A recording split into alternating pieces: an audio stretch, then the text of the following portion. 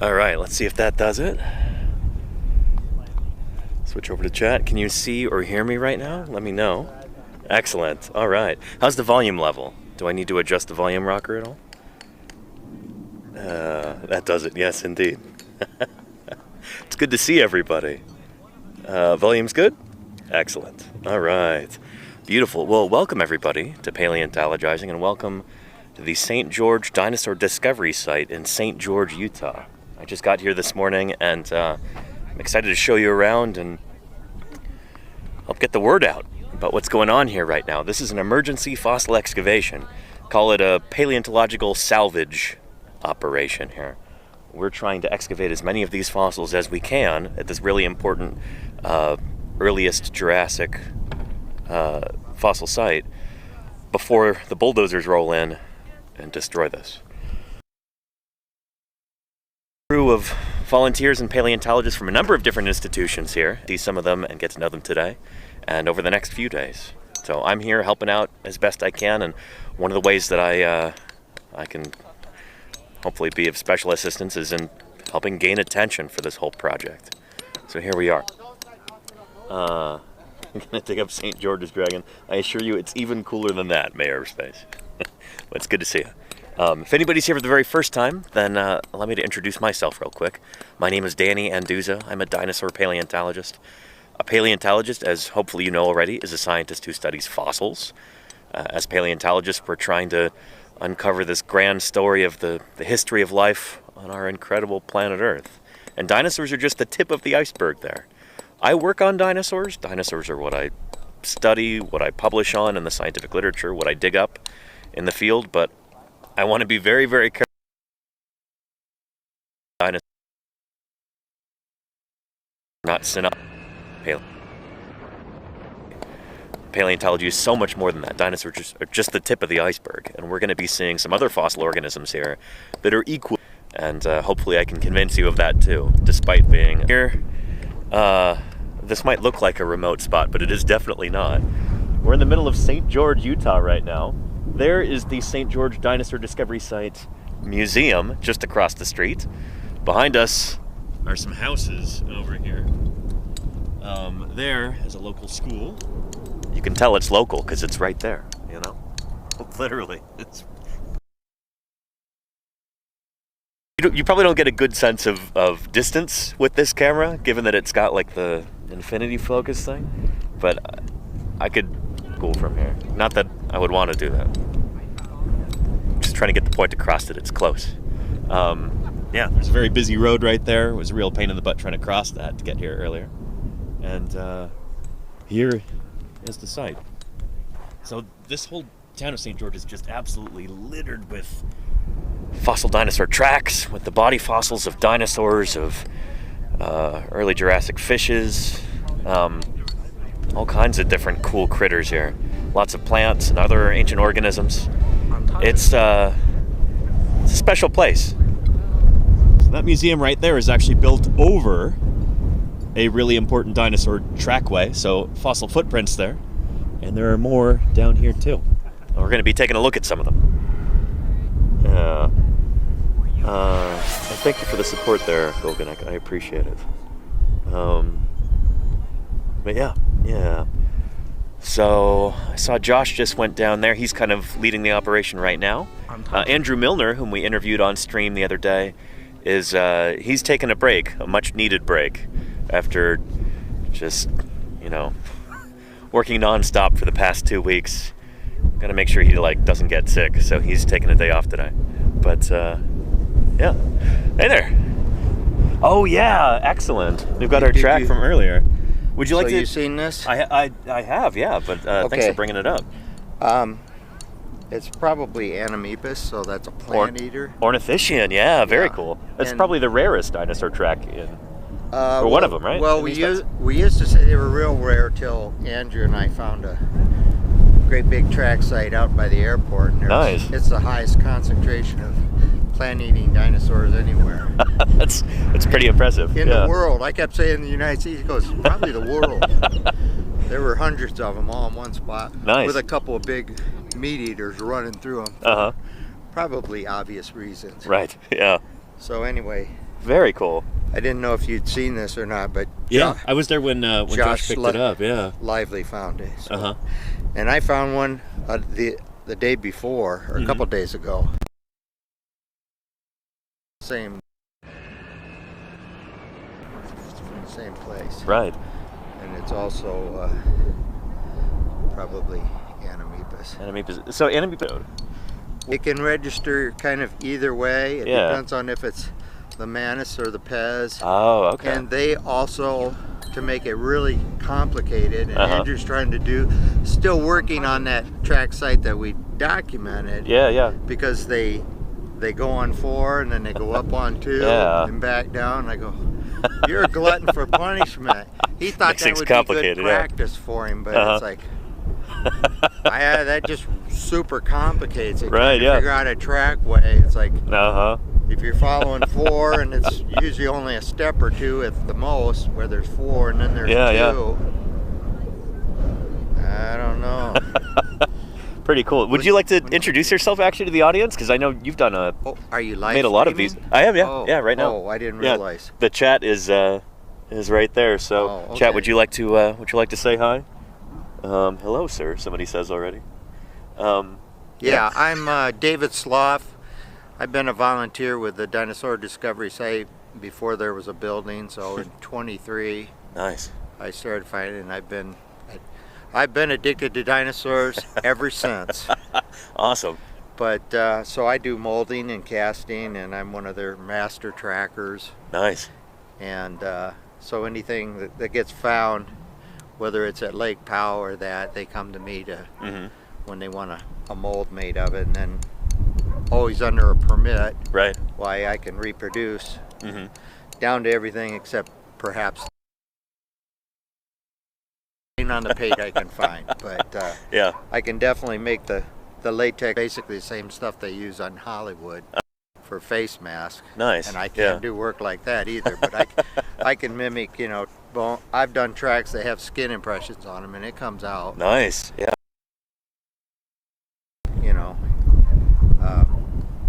I can pull a fingerprint off of a finger. I mean, you get lots of it on your hands, so you just have to back off. But I could cast it and get. I know what my fingerprints are. They're all over every rock that's in there because I've redone the entire museum at one time or another, and I'm on the top surface now trying to finish it up for a second time. Very cool. Yeah. So thank you for coming up and showing that to us. It's really cool.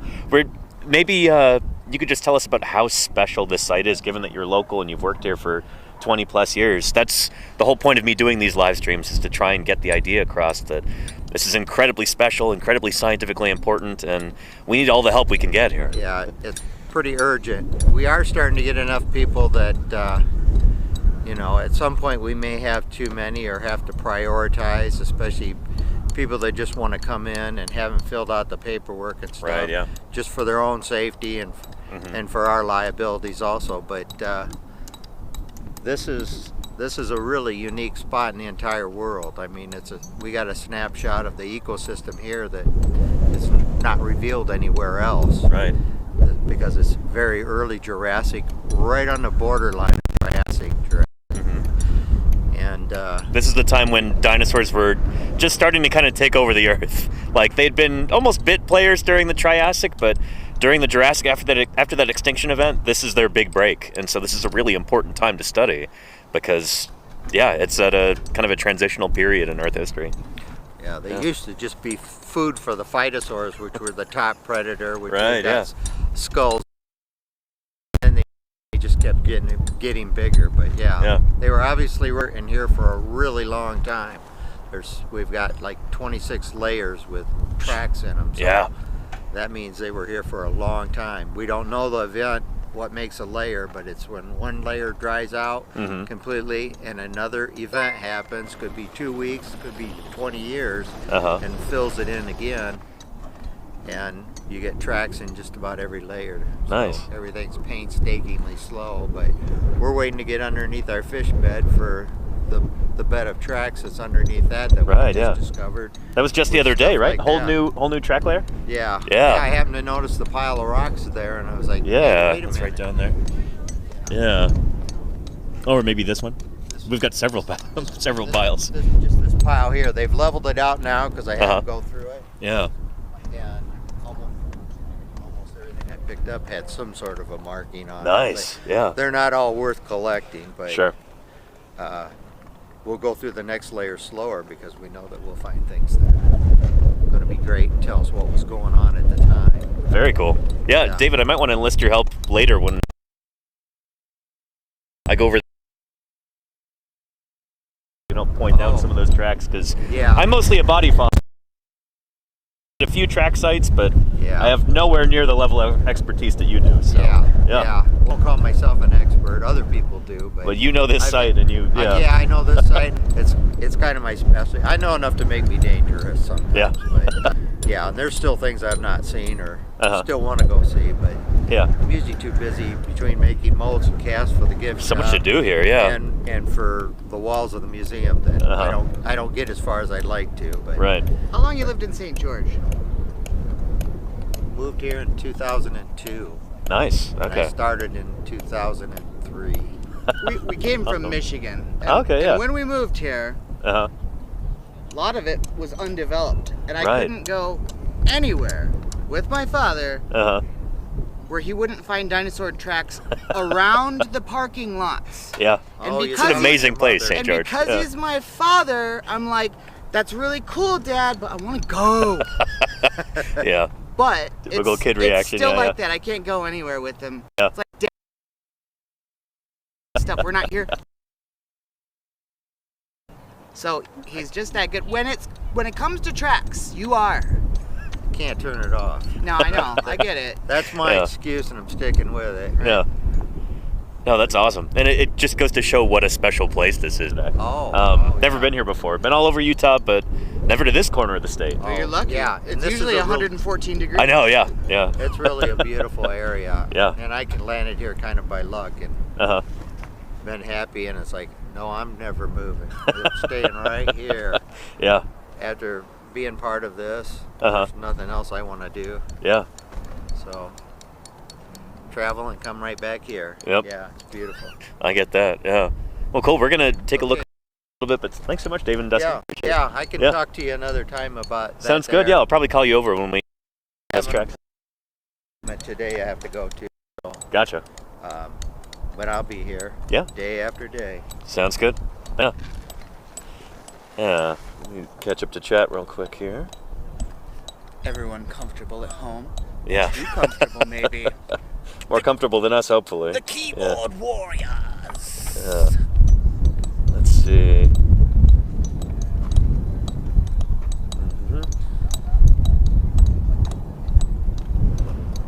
Cool. So I'll show everybody at home the setup we're working with over here. So far,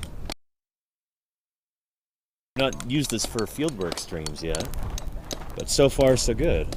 Jackery and the mini solar panel right there. Hopefully the wind doesn't carry that over the horizon. And there's the mini dish. So it's got a smaller Wi-Fi radio on it. Hopefully it'll work as we go walk around the quarry and everything. Yeah. Anywho. Let's see. Oh, and I'm sorry to hear that, Lenina. I hope your back feels better soon. Here, let's go.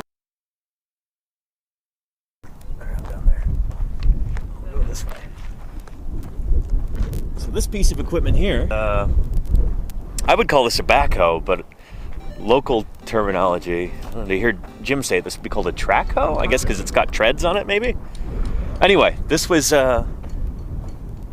very generously lent to us by a local business. I don't know who yet, but we want to make sure that we shout them out. There's been a pretty awesome level of community so far. So we'll be talking more about that throughout the week. Quarry right here. So again, this is across the street from the St. George Dinosaur Discovery Site Museum. It's over here. There are just important fossil sites all over St. George, but right now, this is the most important one that is at risk of destruction, which is why we're here.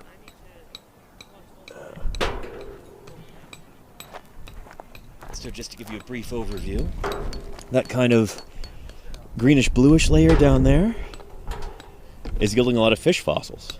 So some of these are big plaster jackets. You see those white blobs there? They look kind of like, I don't know, giant smushed eggs or something. Those are field jackets. And so those are encasing and protecting some fish fossils down there. And up here, we've got some body fossils coming out. We've got some plant fossils coming out over there.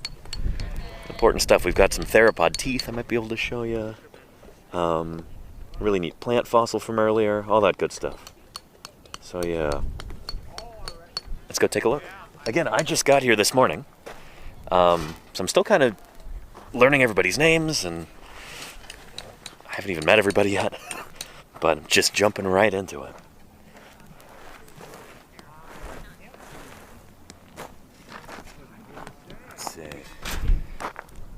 We'll see if Josh turns up too. He might be able to give us a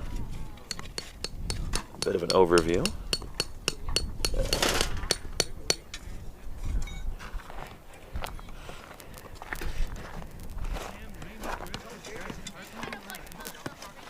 Let's see.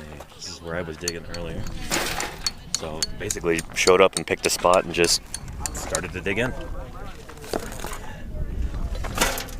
It's a big slab. Wow. Nice. It probably don't have anything in it. It's just nice to make progress like that, though, to be able to move some earth and yeah.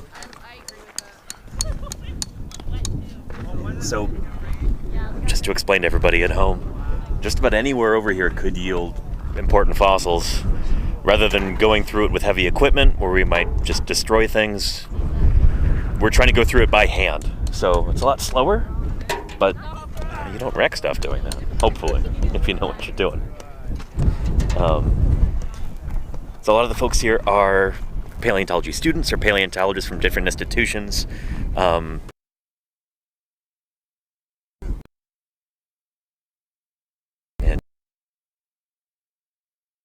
Utah.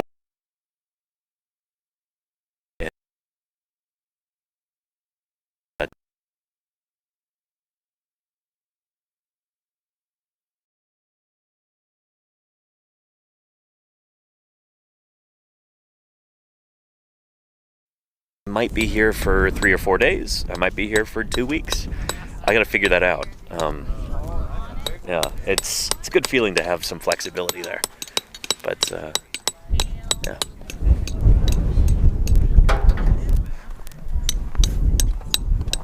Oh, there's Josh over there. Let's go past her.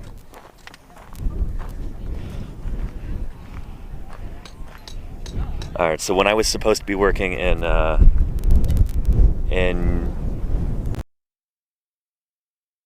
summers, what was that? It's gonna be like September. I couldn't because of that BBC contract. I was supposed to be working with Josh. Can we pester you for a minute? Are you busy? I can do other stuff. Yeah. What's up? I wanted to say hi. This is Josh Lively from the Prehistoric Museum in Price, Utah, and he's kind of leading the charge here right now. Oh, are you setting up? Yeah, we're gonna.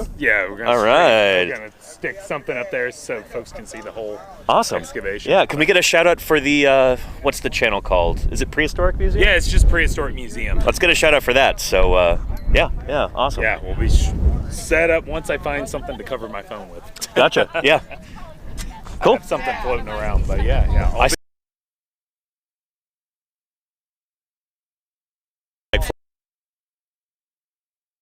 Easily.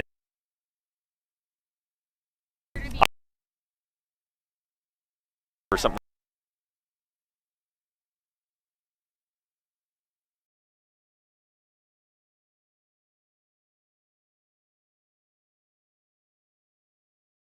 Paleontological, well, 2 different streams from the same paleontological dig. Rainstorm for I joined just in time to follow up prehistoric. Excellent. Yeah, good. Let's get them a bunch of follows. Yeah.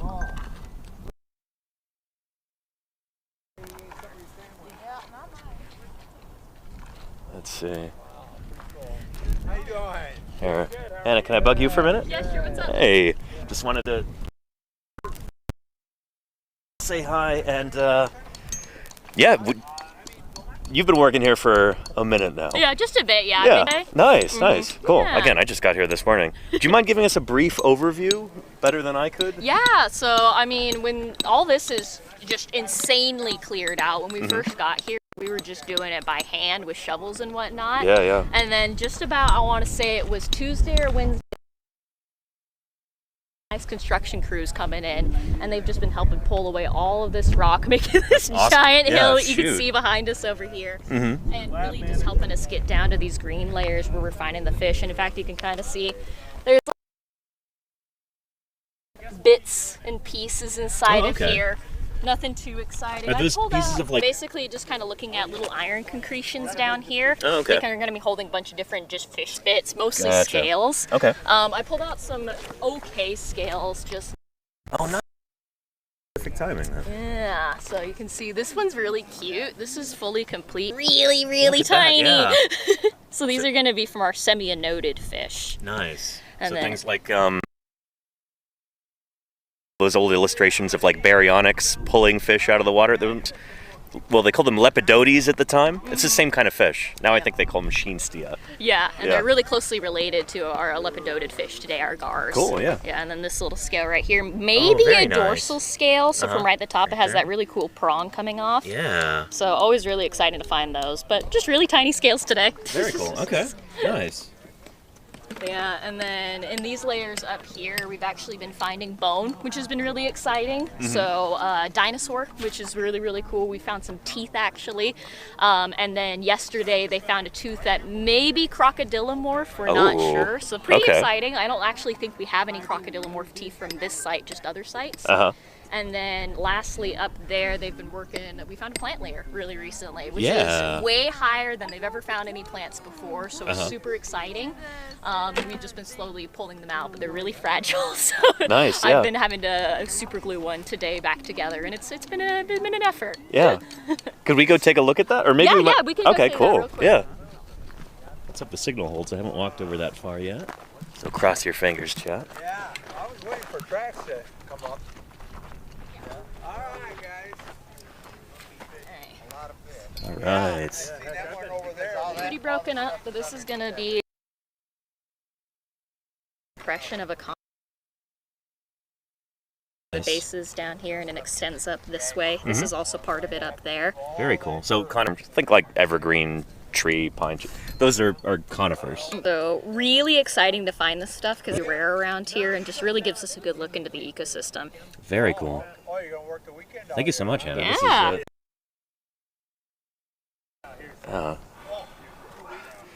Yeah, so I think pretty neat. Good stuff. I was just talking earlier about how, even though I work on dinosaurs, I always try and get the point across that, like, dinosaurs are of the iceberg when it comes to paleontology. Like, they're cool, but there's way cooler things in my opinion.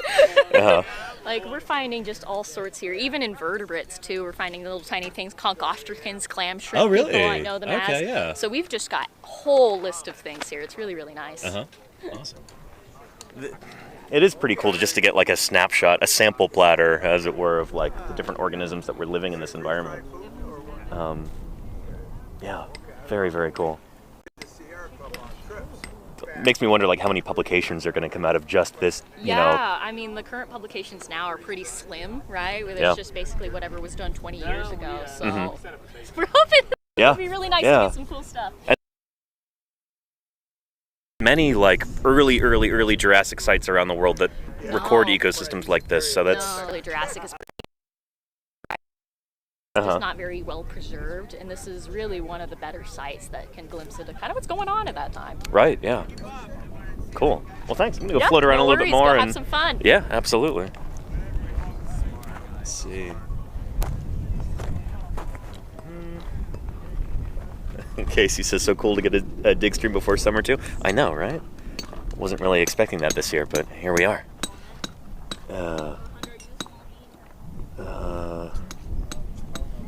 We had a question.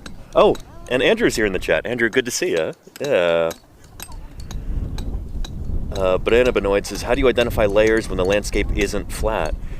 You do some geologizing. You know, when I was driving down here this morning, I woke up in Barstow, California this morning, and then headed east, up into Nevada through Vegas, and then through that little corner of Arizona, and into this corner of Utah where St. George is. During the latter part of that drive, going through these really cool canyons along the Virgin River there, you see all of these beautiful tilted beds there. So just these rock layers that have been uplifted, and you can just see it plain as day. Like, you don't necessarily have to be trained in geology to be able to see it when it's that clear. So yeah, there's some of that when the landscape isn't flat. As long as you have nice exposures of the rock like that, and you have kind of a cross section going on, and yeah, you can see the layers. If you're in an area where you don't have a lot of exposures like that, and you want to do stratigraphy, you might have to get like a drill rig, take a core sample. And there are many, many parts of the world where people do that in order to understand what's going on in the rocks that are beneath their boots. You know, when you can't see the rock, you got to find other more creative ways to be able to read the rock layers like that. It's the very, very beginning of the Jurassic. Yeah. Which is why this is so important. Ontogeny. Yeah, Spiffiness says at least you're not baking in the heat for once. Yeah, this is much different than it is in late July or early August up near Moab. This is, it's significantly cooler, which is nice. So Josh is up there getting his camera hooked up so he can do through his museum. Ontogeny. Again, it's just really cool to be able to see people from all these different institutions coming in to try and help. The paleontological community, especially like the vert paleo community, is pretty small, pretty close-knit. Most of the time we get along with each other. And I don't know, this is cool. I've been running into people that I've known for a long time here and people that I've just met in the last year. And yeah, getting to know new people. It's a good time. Yeah. And Sad Blobfish says, which museum are your finds going to? The one right over there across the street, a St. George Dinosaur Discovery Site museum. Anything that's going to be described as a new taxon, I think will be reposited up in Salt Lake, at the Natural History Museum of Utah. But yeah, as I understand it, the museum here in St. George is working up to becoming an official federal repository at some point, or at least a state repository. So I'm hoping that, I don't know, maybe this whole project helps that process along. We'll see. Other questions here.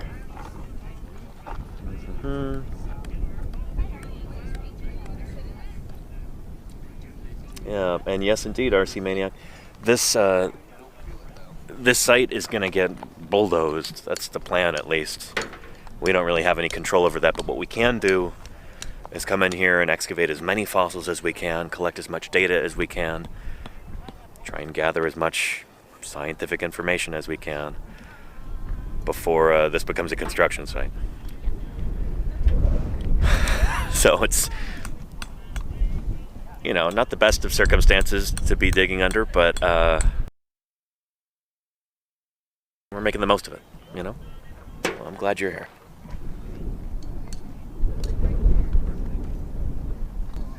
Do we know how much they've collected so far? And is this only this week? So it'll be going until the end of April, as I understand it.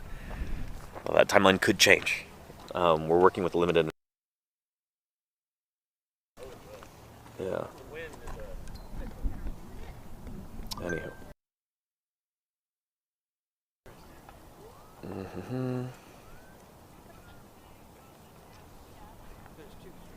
I mean, we do. It's still science, mayor space.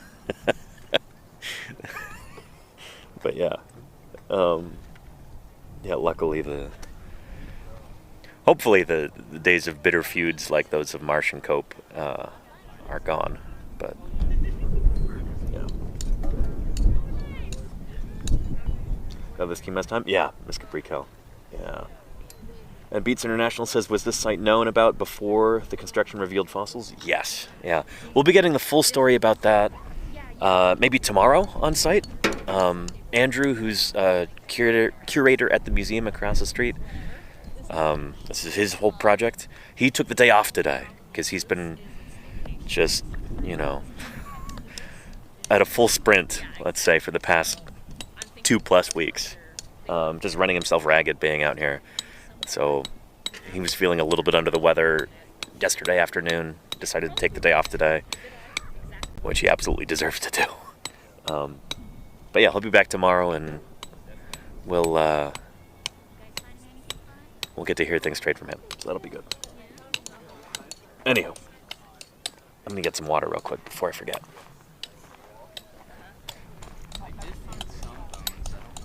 Yeah, I mean, bone scraps are good.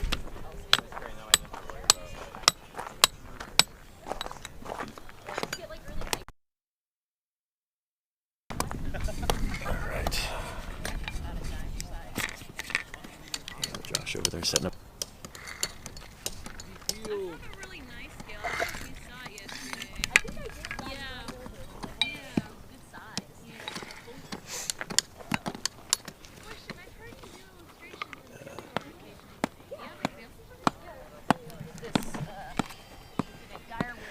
If we've got anybody at home who's wondering how they might be able to help, there's a few different ways that you can, if you'd like to. You could donate money, or you could purchase things off the Amazon wish list. We've got links to both of those that we can get in the chat for you. Thank you, Salamander. Excellent. And you could even volunteer if you happen to be nearby, or if you can get yourself here. I wasn't nearby. I drove in from the Bay Area yesterday, or started yesterday, arrived this morning. But yeah, we need volunteers here too. So you can email Jaleesa at the St. George Dinosaur Discovery Site Museum, and she can help organize things for you.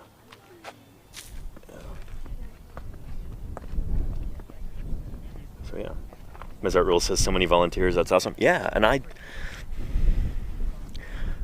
just got here and haven't really had a chance to talk to everybody yet. So I feel a little bit awkward about shoving a camera in people's faces, but we'll walk around a little bit and we'll get to know some people. Yeah. And welcome, Darth Jacoby. Hello, hello. Yeah.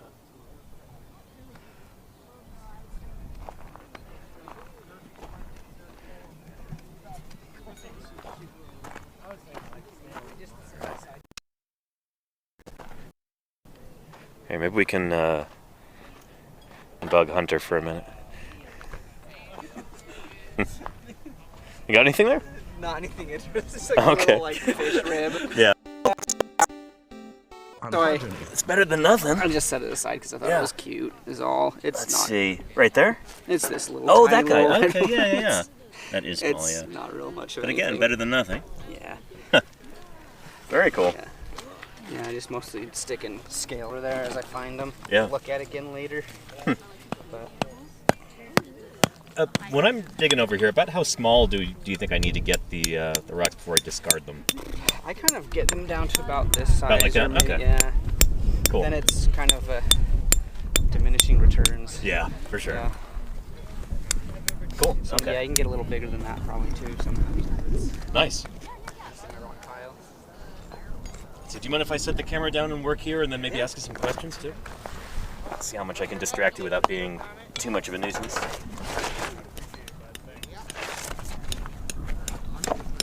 Oh, by the way, everybody watching at home,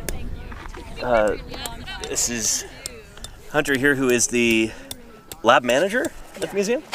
Yeah.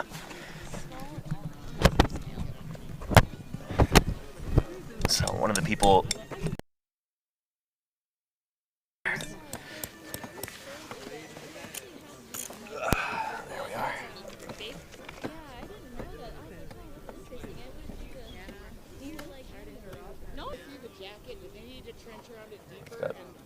chat saying, hello, Hunter, nice to meet you.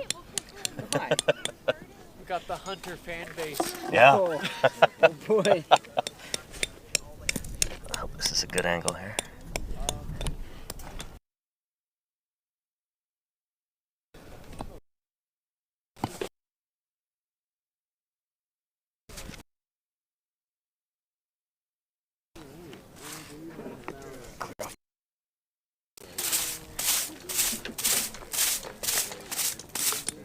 How long have you been working here, Hunter?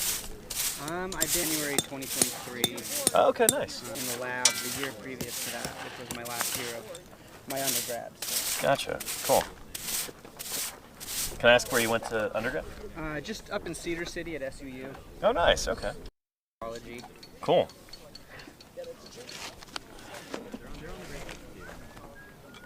How long have you been interested in paleo?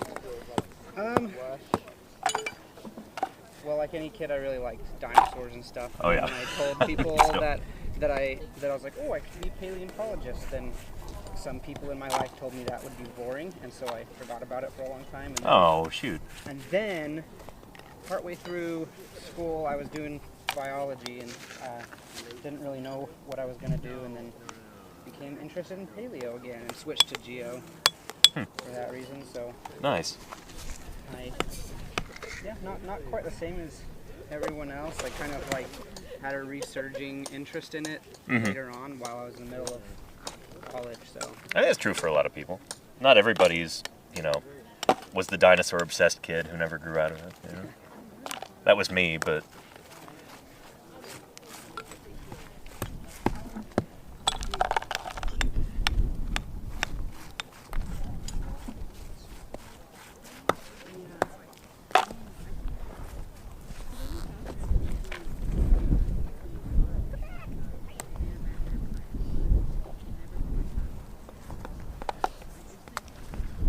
question if a jackhammer would be a viable tool. It would be. There's actually one on the Amazon wish list. I think there was some kind of an issue. Somebody was trying to purchase it and Amazon wouldn't deliver it, anything like that. But yeah, there's been some weird stuff with that. Yeah, some of these things are kind of hit or miss when you've got an online wish list like that. But I need to talk to Jaleesa about maybe an alternate wish list setup other than just the Amazon one. Set up a throne wish list or something like that. Yeah. Those are cool because different people can contribute to the same big ticket item. Oh, yeah, You don't have to. heard of that one. You haven't? I haven't. No. Yeah. I got Denver and Liz set up with that up in their museum in North Dakota, and it's worked pretty well for them so far. Nice.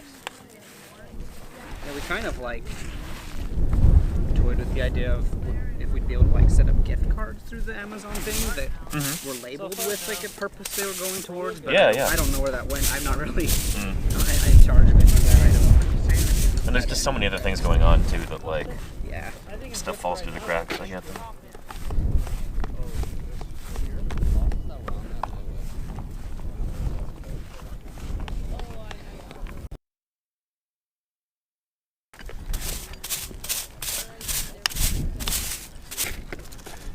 Miscellaneous scales here and there.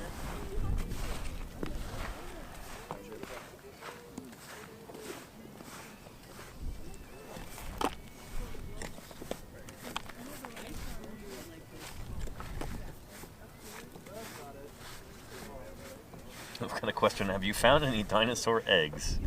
Not at this site, no. Not at all. I don't know if we have any dinosaur eggs from the early Jurassic of North America. I can't think of any. I think so. You have to go to southern Africa for that kind of thing.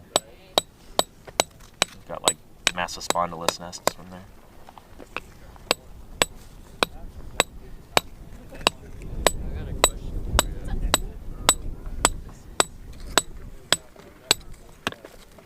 Looks like Josh successfully got the camera set up there. I wonder if their stream is running now too. Can somebody in the chat check? The Prehistoric Museum.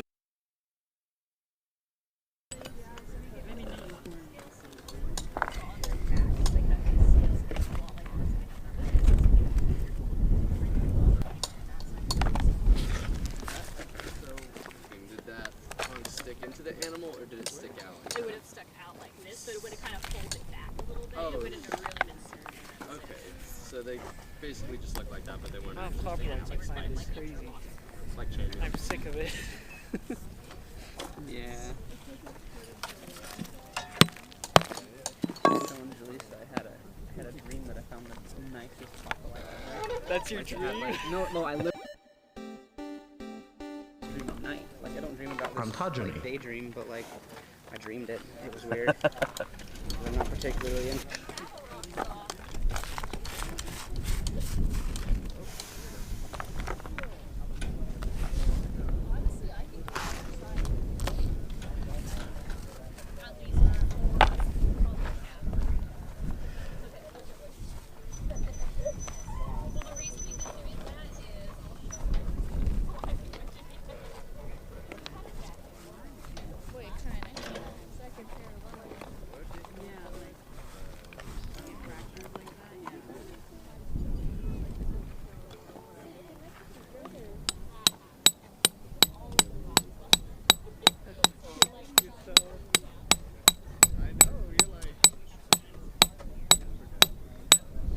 All right, nice. Andrew's in the chat. It says we have a contractor bringing rotor and jackhammer. He's also arranging big equipment and dump tracks to move and spread out the. Excellent. That is really also mean awesome. We can move it and get underneath and extend the quarry once we have the pile moved too. Excellent. Yeah. Because that lowermost layer is where the new tracks have come out of, right? Yeah.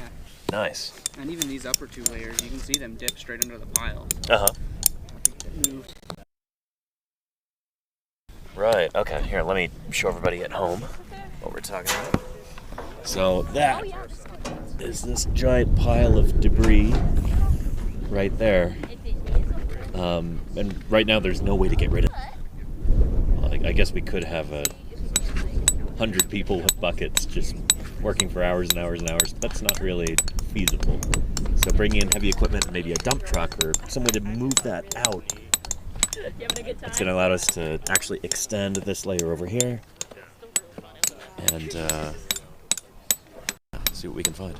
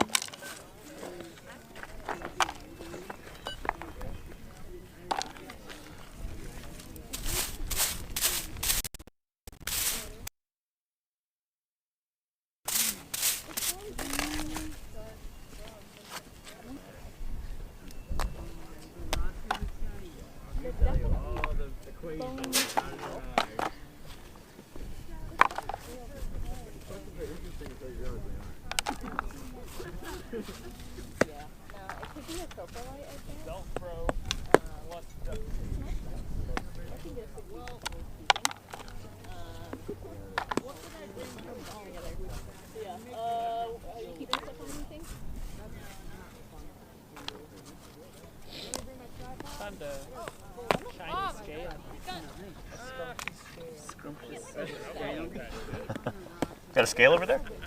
At least I think so. Yeah? Can we take a look? All right. It's tiny, but I mean, if you want to. Something left of a scale. uh-huh. Not much. Okay, yeah, just right there in the middle, dark color spot. Yeah, that shiny looking spot. Yeah. Right there. Yeah, good. Nice. Okay. I'm gonna throw it away, Jason. Throw it away. By the way, I don't think we've met yet, Jason. I'm Danny. Nice to meet you, Danny. It's good to meet you. Yeah. You got your whole kit with you, huh? Yeah, we've got. I've seen some of your How many people watching? Like with Andrew. And Right. Yeah.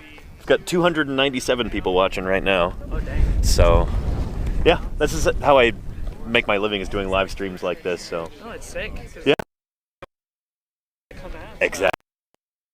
Just trying to spread the word about this and garner some more support. Right, set this down right here. Well, it's time to sacrifice even. They did say with the dinosaurs,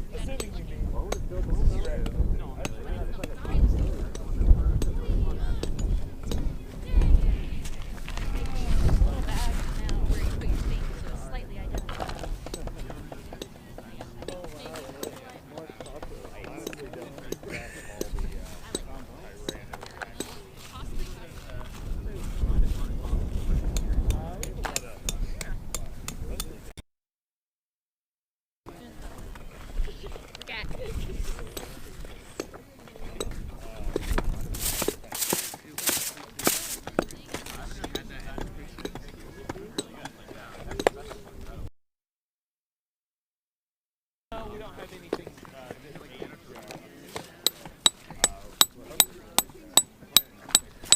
Ooh, that hurt. Yeah, that'll be. I hit my knee with it. Just for a. I hit my knee. Yeah, it's finally going. That would make my life so much easier.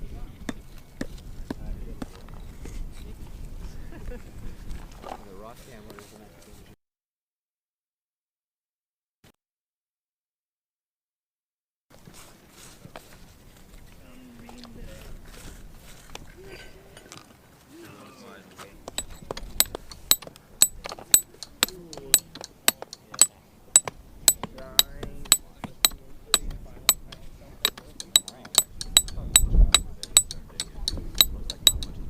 Yeah, I'm gonna go dig right now.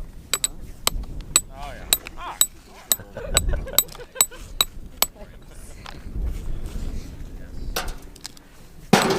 Here. We'll walk around a little bit. If this was anyone's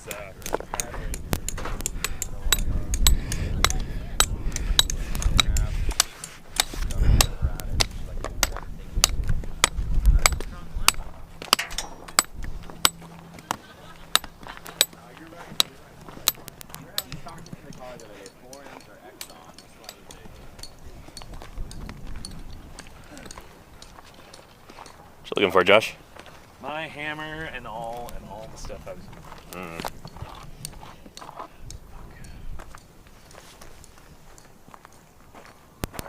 Let's see if we can take a look at some of these tracks over here. So not all of them are going to look like the one that we saw earlier, that Anemepis track, where it was like rock.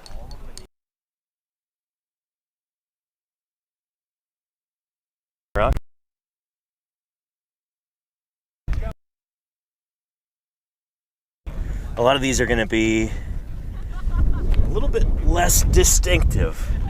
But we've got one right here, so that'll be, well, technically would actually contact the ground, the hallux, the little dew claw. Digit 3 and digit 4 there, presumably. I'm guessing that's a left foot. So that's one toe, two toes, three.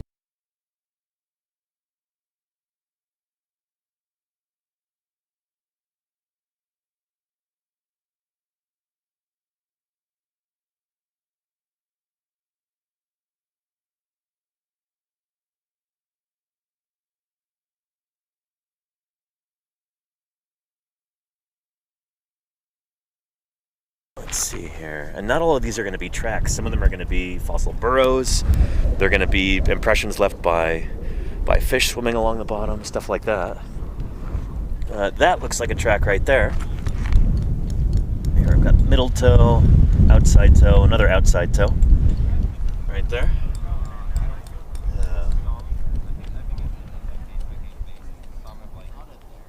Oh, hang on. Did our video cut out? What's going on here? Well, looks like we're good. We're good? Okay, cool. Yeah, here, I'm gonna try and keep this on the side.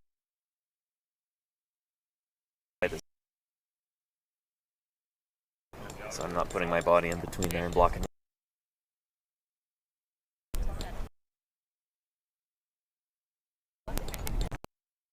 Let's see. I haven't actually looked at these. Yeah, this is my first glance at them. That could be a toe. And another one, but I'm not totally sure. Again, I am not an ichnology specialist, not a specialist in trace fossils. So a lot of this stuff is, I don't quite have the eye for it, you know? This is outside my wheelhouse.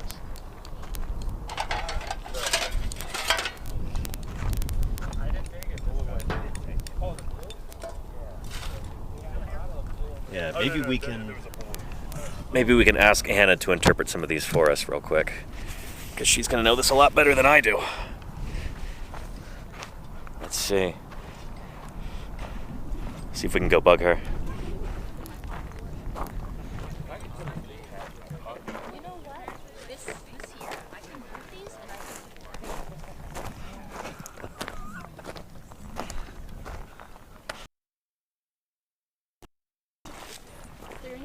Let's see what they're up to. It looks like that was on top of it. Yeah. Can I bug you for a minute? Yeah, what's up? Yeah, I just want to see what's going on. Yeah. Well, we're just trying to figure out if this is something. Yeah, we're going through somebody's pile from earlier, trying to decide what to nuke and what to keep. Right. I mean, you know, there's some interesting things and whatnot inside of there. Okay, is that a scale? Or what's left? Maybe? Okay, yeah. Probably. Interesting. But we're just going through this now, just trying to see what's in here. So do we get like iron concreting around some of this stuff? Is that why we've got these? Yep. Yeah, that's pretty blobby much what's bits going like that? on all of Right these. there. Which makes it really nice, because that means the bones stand out really nicely against the rock. Easy to Yeah. spot. But it also means that they're hard as heck. Yeah, it's a preparator problem once it gets to Not the our lab.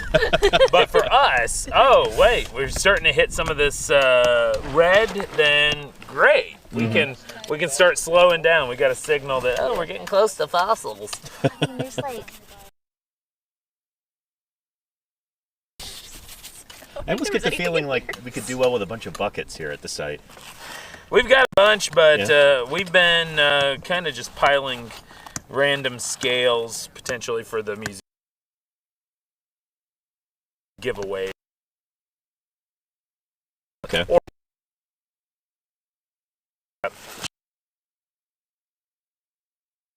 big bags. Nice. You know, just big bags. I think all of these qualify for that. Is Some there of these- an actual like potential?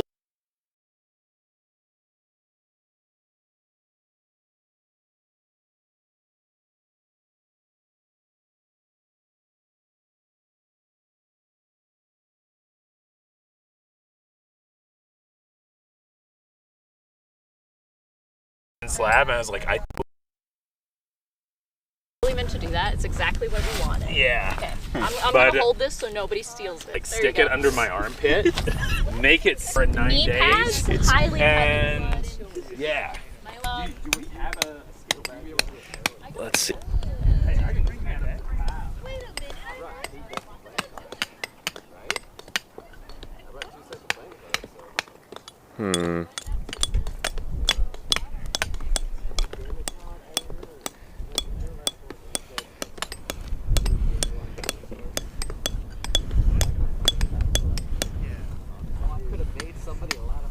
Okay, I think we're back.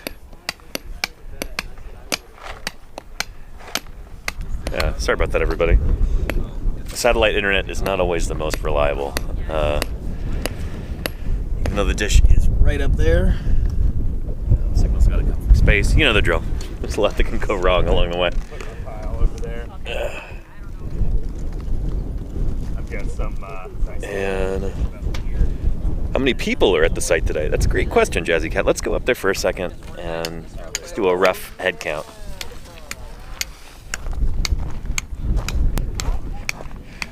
Here, let me.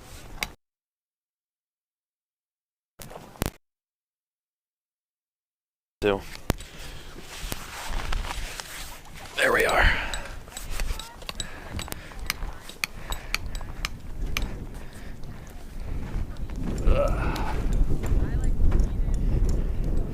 By the way, there's a camera set up for the Prehistoric Museum's Twitch live stream site right now. How's that? Watching on both monitors right now or anything? How many people? Do a head count. 1, 2, 3, 4, 5, 6, 7, 8, 9, 10, 11, 12, 13, 14, 15, 16, 17, 18, 19, 20. 6 people in the quarry right now. And apparently that number was higher earlier. We had some people just leave this morning to go back to Montana, I guess. So yeah, not too shabby. We've got some good people power here. Yeah, and we need it. Again, trying to dig all of this stuff by hand takes a lot of time. And the funny thing is that at a site like this where you've got a lot of work to do, the more people you have, the more oversight people need. the more questions are like, oh, is this anything? What should I do with this? Give me your advice about that. So oftentimes the people who are the most experienced in digging, people like Josh and Hunter and Hannah here, they spend a lot of their time just managing everybody else. So, yeah. And here I am. I don't have a lot of experience. I don't have any experience at this site. But, I don't know. I've got a decent amount of experience. Couple decades worth of... Couple decades? I've been digging dinosaurs since 2011. Here I am live streaming. Rather than like actually digging all day.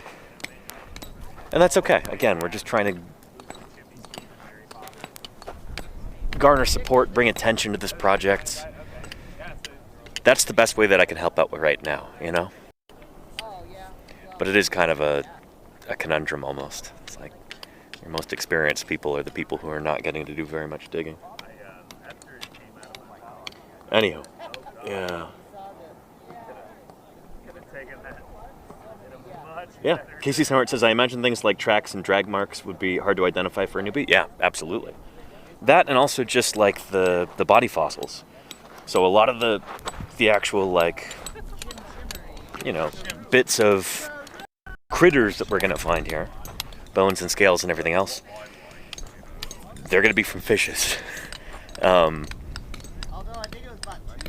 Yeah, and fish bones can be notoriously difficult to identify, especially for a newbie. Fishes tend to have kind of small, flaky bones. They like interesting, weird morphologies. It's tricky, So yeah, gotta know your fish exactly. Mazart rules, yeah. At least new people are getting experience. Absolutely, Nazoon. Yeah. One of the really cool things about sites like this is that they can kind of act as an incubator for young paleontologists. They let new folks have some fieldwork experience and kind of learn what's what. That sort of thing's really important,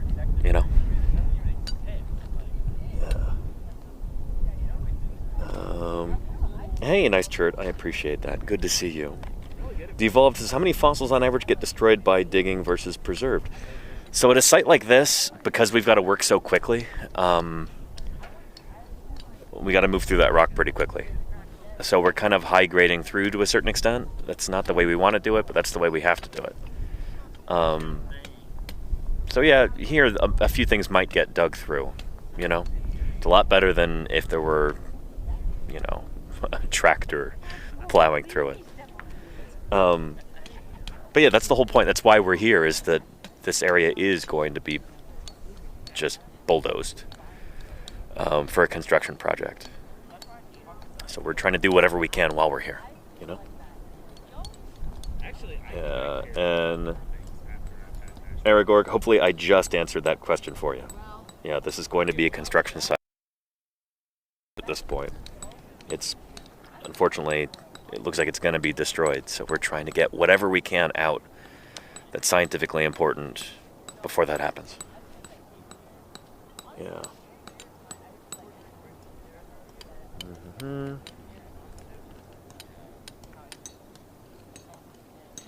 And RDA says, isn't the city also going to move the piles they dig up off to the side for you to go through? We'll see. But the thing is, a lot of stuff might get destroyed in the process, because when you have a bulldozer go through, yeah, fossils tend to be pretty delicate. And they don't like being bulldozed. So, yeah.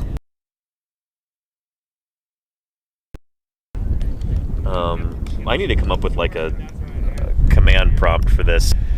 When people come in and ask questions, they can just get a short, pithy 2 sentences about it. But yeah.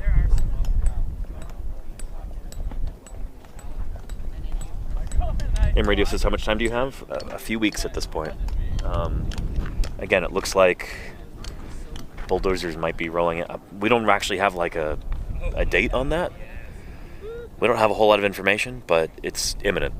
Could be beginning of May. Could be a little bit later, could be a little bit earlier. We don't know. It's kind of mad.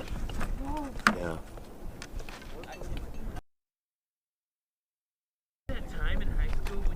Hard to read a phone in the sun, I've noticed, as you're wearing my hat.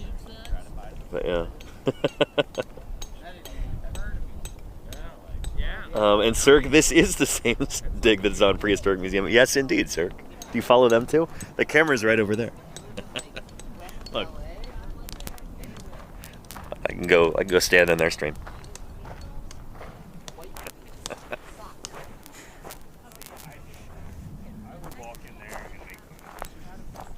See? There we go.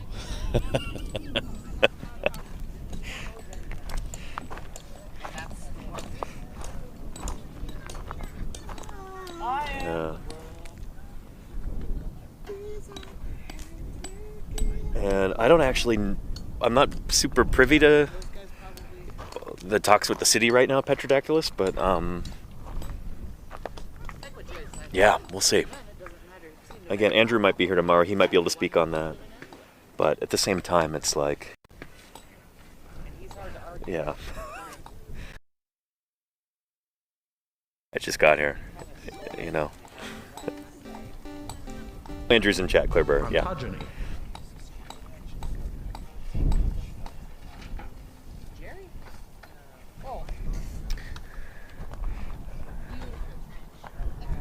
Oh, nice. We got a fish here? Yeah, have you seen this one yet? I have not, no. Oh, let's get it off for you. Thank you. You want a small, bro? I can just Blow it. Oh, okay.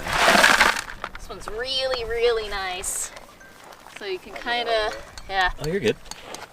So it's got the whole outline here. You're looking at it kind of upside down. Mm-hmm. You get this nice pectoral fin coming down right Oh, here. okay. Nice. And I was then going to guess that's what you can that was, actually see tail bones back here if you take a nice close but... look. The fin rays there? Mm-hmm. Yeah, beautiful. It's going to be a nice, nice fish once we get it out. Excellent. Another lepidotid? Yeah, we're thinking so. Another little semi-anodid. You can kind of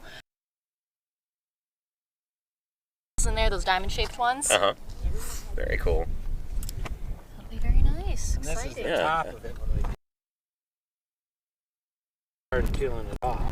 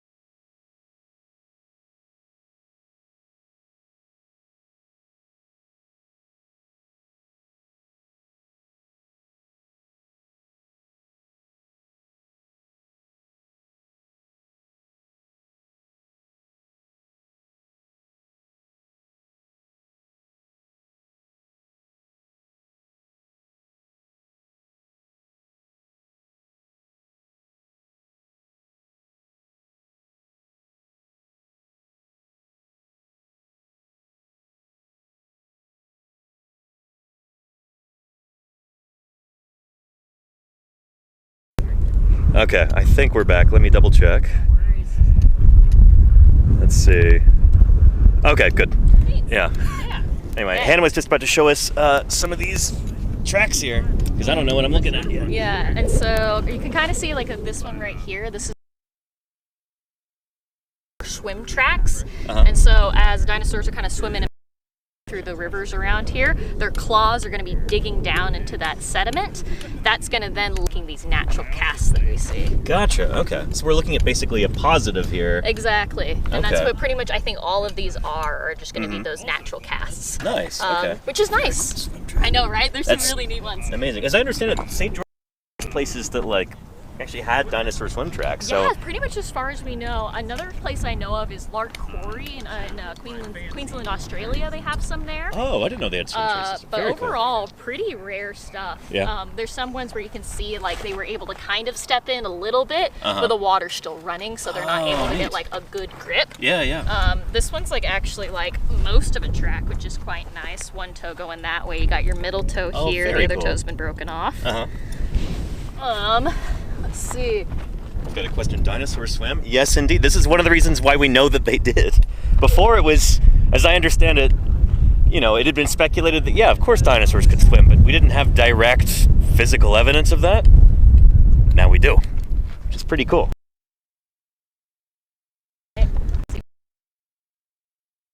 Kind of same thing here. You can see this is probably the longer toe. It's a bit Yeah. longer, right? Able to reach the sediment more. The shorter toes on the sides here aren't able to. Right. This Very one's cool. actually my favorite paw pattern. And then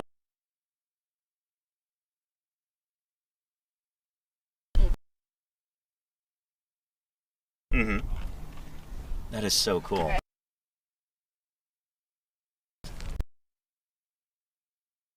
think about like how big this guy would have been too. Yeah, so would this be Eubrontes here? This is kind of like getting in that in-between size without having like more of the paw pad arrangement. It's kind of hard to say. One right there. This right, yeah. 1, 2, 3.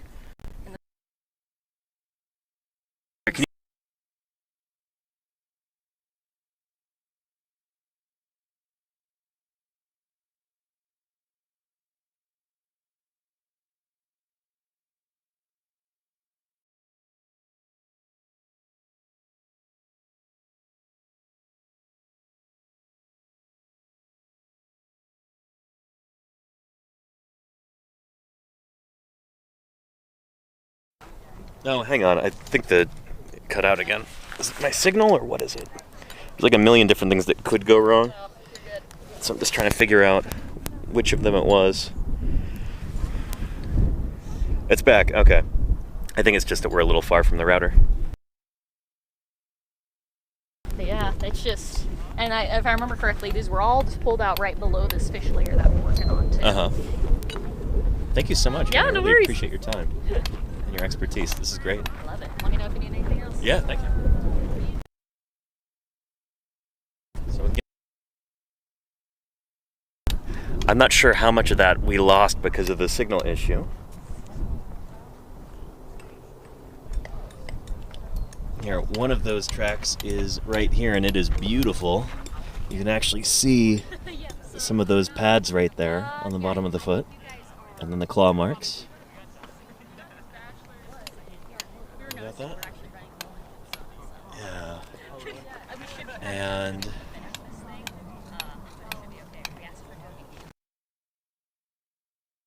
did this one earlier, but I can confirm this is indeed a track right here. You've got the heel right here. 1 toe, 2 toes, 3 toes. Right there. And then where's the other one, the swim track? Let's see. I think it was over here.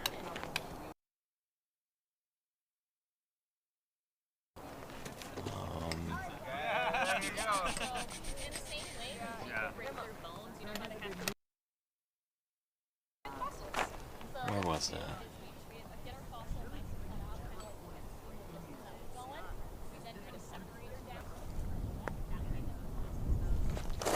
Yeah, where was that? Shoot. Here we go. There it is right there. So this is what Hannah was explaining to us. We've got the middle toe right here, which is the longest one. So this went the deepest.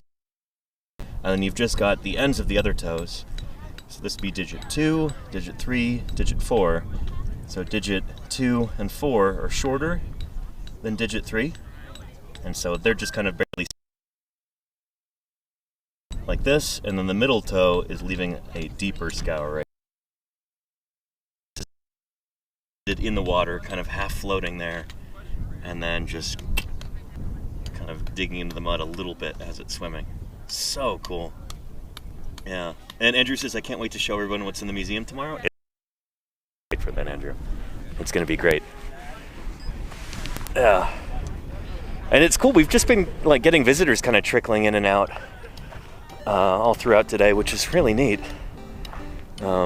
People from the community. Pretty awesome. I love that people are getting excited about this, you know.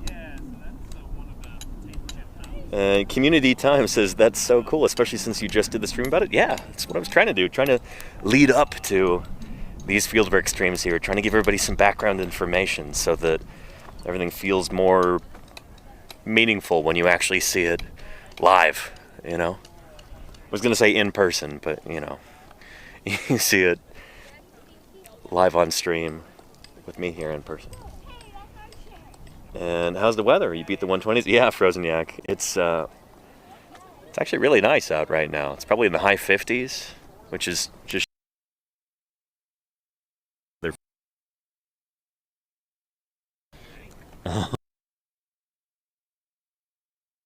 but it's cold for St. George.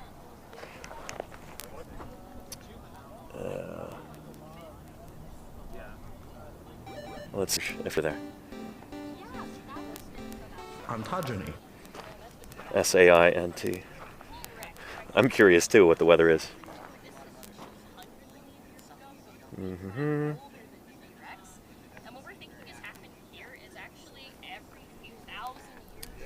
And Beast King says at this point, how many fossils are confirmed? Oh, thousands. So here's the thing. Here, cross your fingers we don't lose the signal. But just across the street, George Dinosaur Discovery Site Museum. That's right over there with the multicolored triangles right there.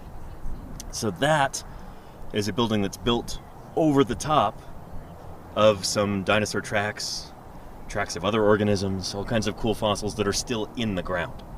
So those are there, what we call in situ. And that building was built on top of it.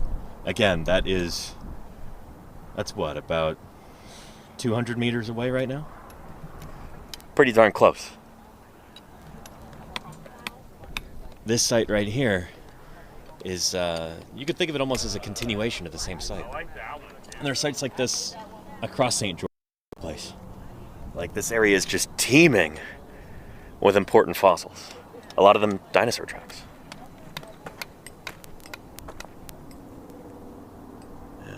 Ubrandi says the hill to the right of us is full of fossils too.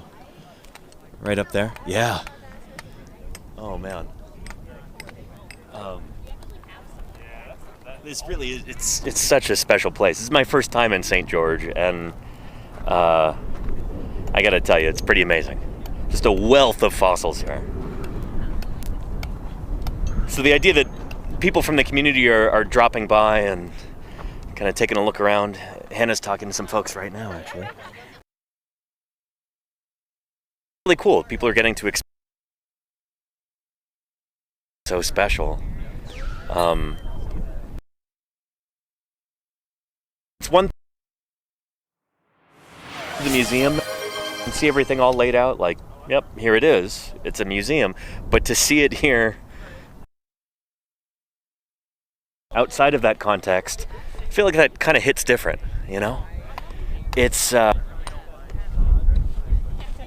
different kind of feeling. So polished. Sort of realize I hope most of the people who live here recognize how lucky they are to have such an incredible fossil heritage right there in their own backyard. It's pretty darn special, you know? I don't want to shake this rock. little bit jealous, gotta say. I don't live here. It would be awesome to be able to have, you know, world-class dinosaur fossil track sites in my backyard. Yeah, people of St. George, you are very lucky.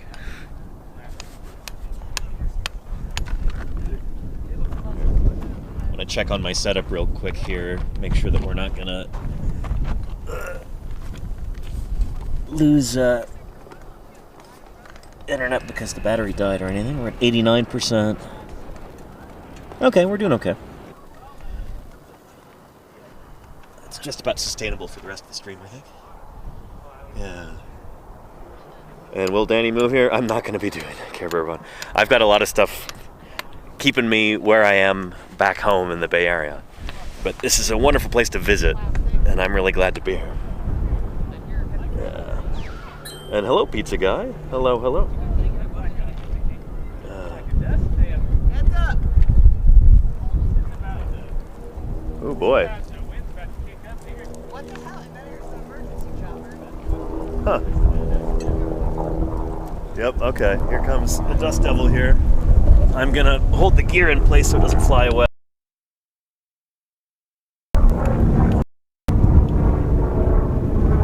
Getting some crazy wind.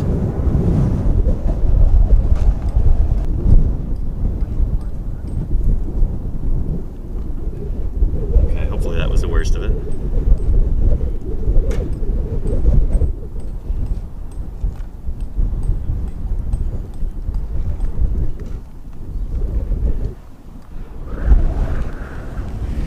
So we had a couple of questions like, what's the big emergency here? So there's going to be, well, this is going to turn into a construction site in just a few. Bulldozers are going to roll in and this is just going to be destroyed. Very, very scientifically important fossils here. Some of the earliest Jurassic dinosaur fossils anywhere in the world. We've got fossil plants here that haven't been found anywhere. We've got new species. We've got fossil fishes. We've got at least one new track layer here, including swim traces from dinosaurs. Like this is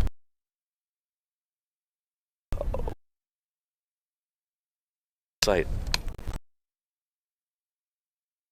Whatever we can, we're trying to collect as much data as we possibly can before this area gets bulldozed and paved. Does that make sense? We've got just a couple. And Cirque says, is it better for preservation if some things are left in situ versus extracted? Yes, oftentimes, Cirque. So that's exactly what they did over there. And I think we'll be doing a stream from the museum tomorrow. It sounds like that's what Andrew wants to do. He's going to give us a tour of the museum, the St. George Dinosaur Discovery Site Museum, that was built over that trackway there. Or series of trackways. You'll see tomorrow. I'm not doing it justice. It's pretty amazing. Yeah, and because that was all left there in situ, as we call it, it means that if there are further studies that need to take place, if you've got new methods for, looking at trackways, if you've got new techniques, who knows what sorts of tools we'll have in the future to be able to study these things if they're there in the ground exactly where they've been for the last 200 million years. That's a lot better, than if you take everything out of the ground. You lose a lot of the orientation data, where the track's going, all of that stuff. If you can leave everything there in the ground, it's often better. Yeah. So, for instance, if at our druthers here, we would turn this into an extension of that, because we're also going to have really important dinosaur tracks through here too, including some more swim traces.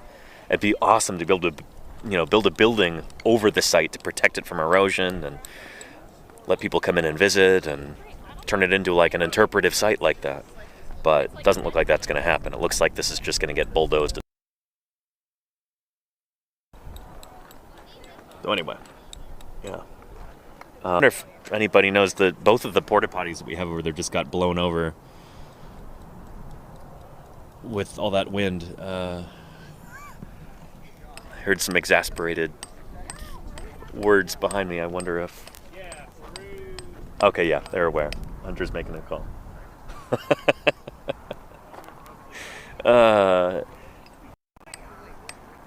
Yeah, it's field work. Anything can happen. Even if it is in the middle of a town.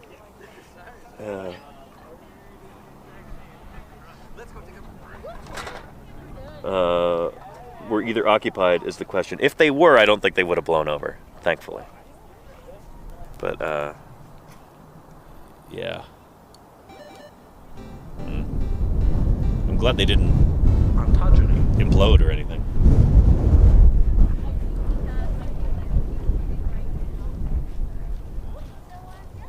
Better go before you gotta go to this Holly place. Thankfully, I did go earlier. Yeah, but that's a major inconvenience.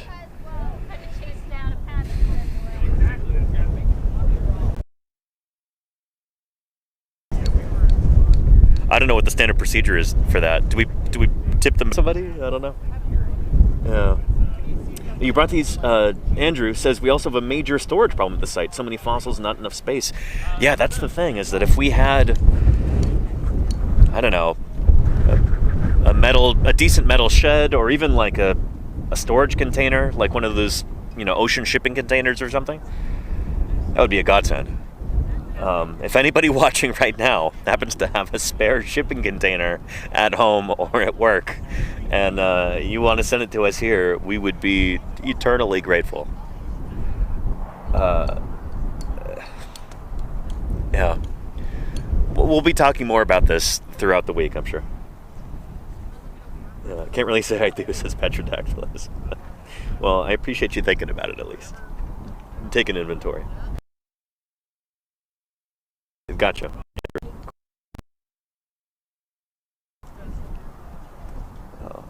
See, but you're getting to live, fossil discoveries as they occur, porta potties being knocked asunder by the wind. Yeah.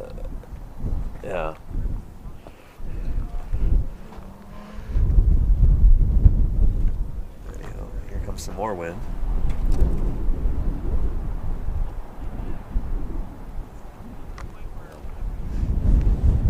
I think my setup is going to be, hopefully it's okay, unless the wind gets like twice as bad. And does the museum have a storage unit? It's full, yeah, shoot. Yeah. Anyway, let's go take a look around a little bit more. Here, we can peek in on Prehistoric Museum's stream. It's right here.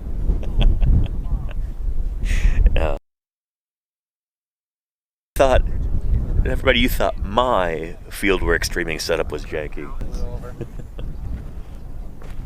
Let's go down over here. Okay.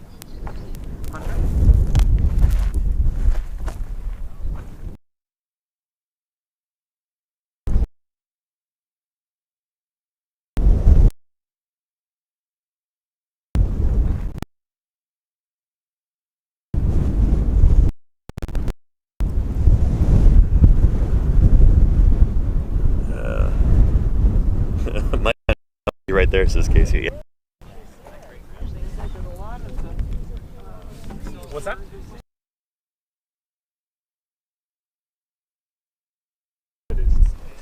So those of you who have seen our fieldwork streams before are familiar with this process, but for any of you who aren't, some of these fossils out of the ground without them completely crumbling. It was pretty dry around So here. this is presumably a fossil fish right there. This thing's been in the ground for about 200 million years.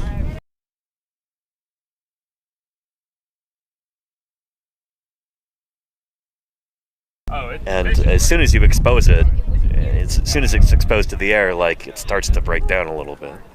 If you were to just try to yank it out of the ground, we do it. So if any of you have ever like broken a limb before, an arm or a leg, maybe you've had a cast on that arm or leg, this is kind of like doing that. So we're making a custom little cocoon for the fossil so we can get it safely out of the ground and into the laboratory. So it can be particularly difficult when Josh is a pro, and yeah. So the first thing we do is we take some separator. Well, first thing that you do is you trench around it, actually. So you're removing all the rock from around the sides. So it's kind of like a mushroom sticking up, with a fossil in the middle. You leave a lot of the rock around it just to hold everything in place. But then you dig that trench like they've got there, and you apply a layer of separator. So in this case, they're using toilet paper. Yeah, other crews might use other things. Back in the old I've seen people use aluminum foil before, but crews that I work with, we usually use either toilet paper or paper towels. Well, actually, this part we do because it'll. So the point is, the toilet paper will blow away.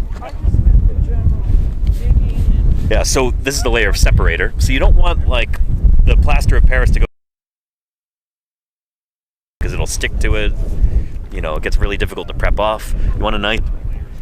So you take some toilet paper like that, a wet paintbrush, kind of dab it on, like they're doing there. And then after that, usually when they're in the bucket though, you mix in some plaster of Paris, and then you use a burlap, making a protective cocoon around it. So we'll check back with them in a little bit. I'm still really weak. Anyway, I hope that makes sense. We'll see more of this throughout the week.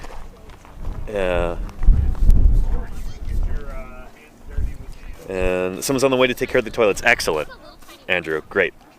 Yeah.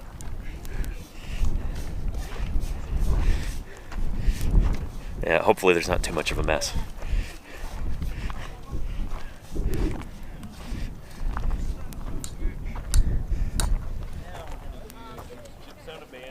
So one of the important things at a site like this is, especially when you're looking for kind of small fiddly fossils, things like fishes, you want to keep the site as clean as is reasonably possible. So that's exactly what Dustin is doing right now, doing some dusting.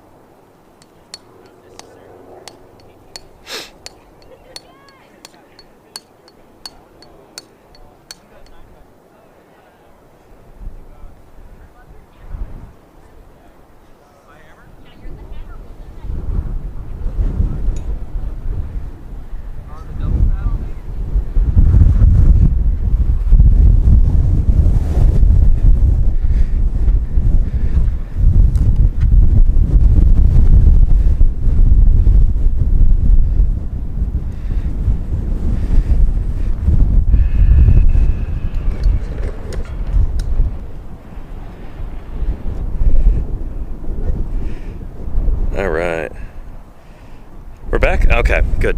Sorry about that. The satellite dish blew over, and so we lost signal. I'm just going to set it on the ground. It's less likely to blow over when it's on the ground than when it's sitting on top of that plastic crate there.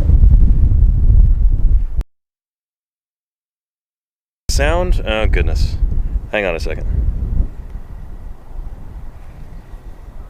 You have sound. Good.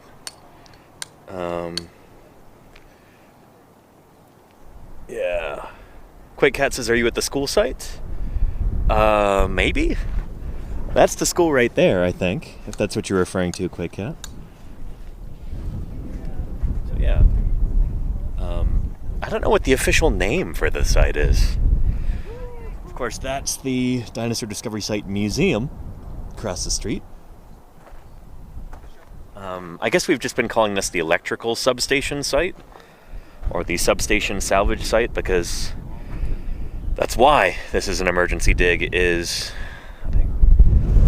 the city is planning on building an electrical substation on the site and bulldozing it, destroying it, basically. Yeah. Anyhow. Yeah. Substation quarry, thank you, Andrew. Okay, nice. Yeah.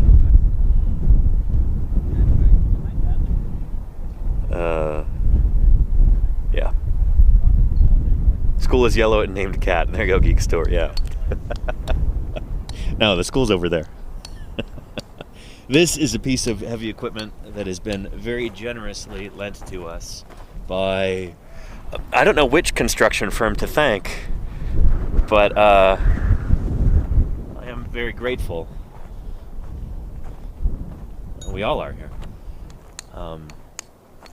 It's been able to speed up our work tremendously. And once we're able to actually move some of this debris out of the way and extend the quarry, it'll be really awesome too. It's been wonderful to see some folks from the local community step in and do what they can to help us out, you know?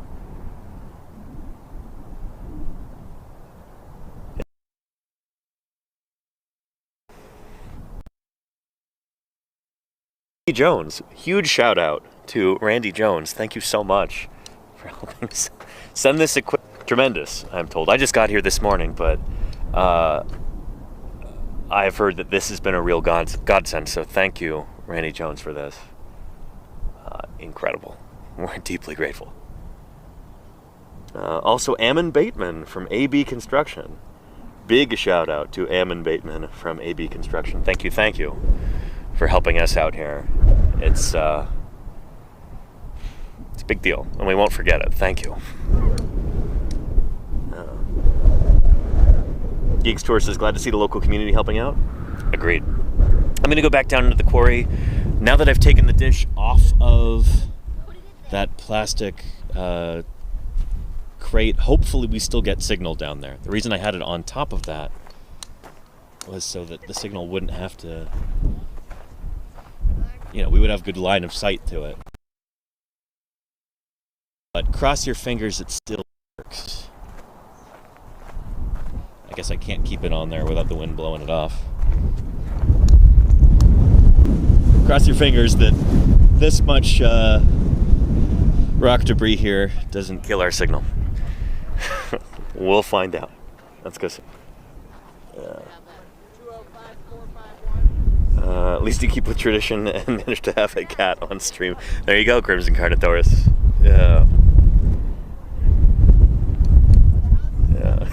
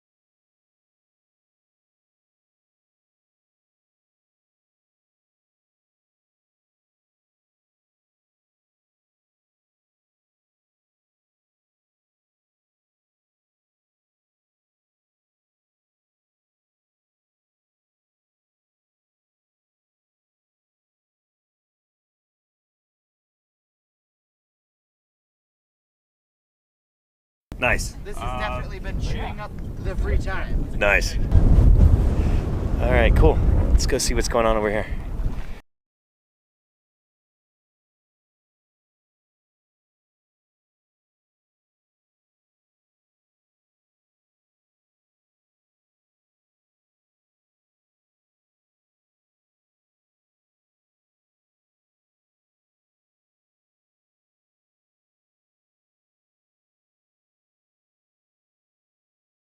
You want to exchange contact info in case you need anything?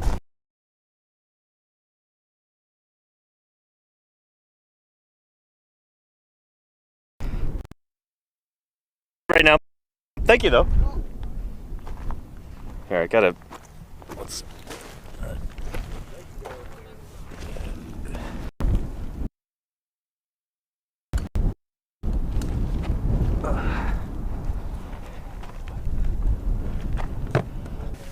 And hope that nothing happens to it.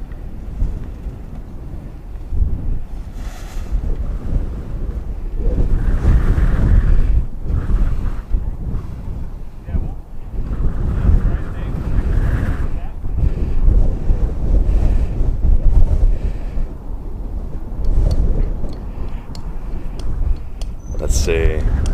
Are we back?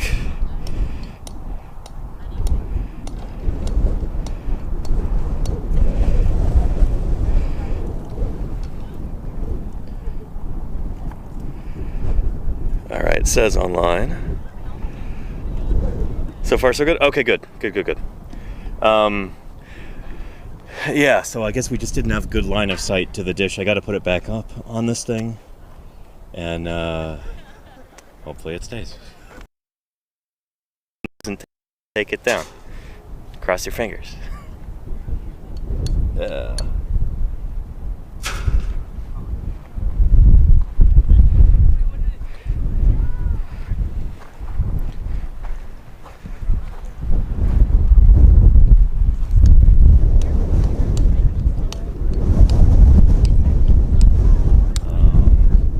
Here, I might actually, given that the wind is coming this direction, here's what I'm going to do.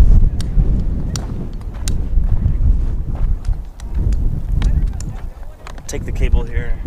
I'm going to strand around, put tension on the other side.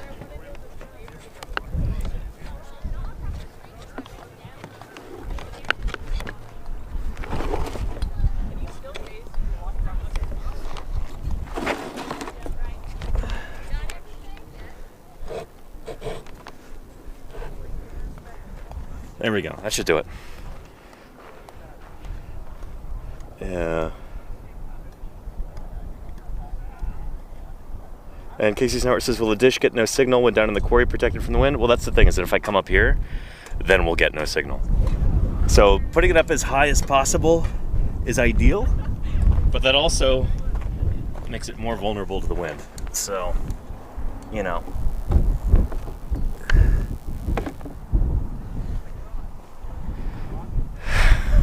It's pluses and minuses, you know. Yeah.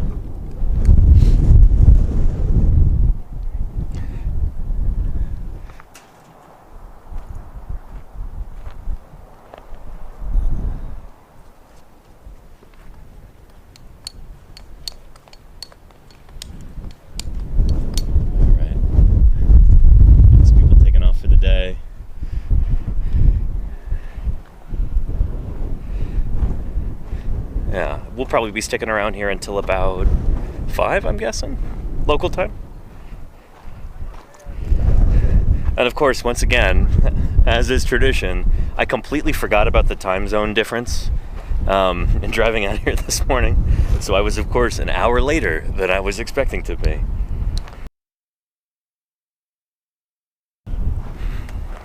That's how it goes.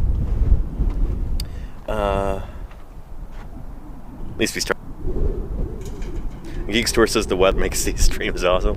I know you're not getting a super polished, you know, like rehearsed version of things. You're seeing everything as it happens.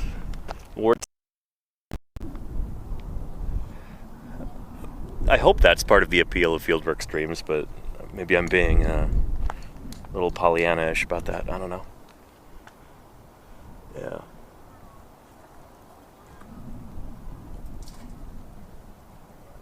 We like the raw dinosaurs as Berian. There you go. Yeah.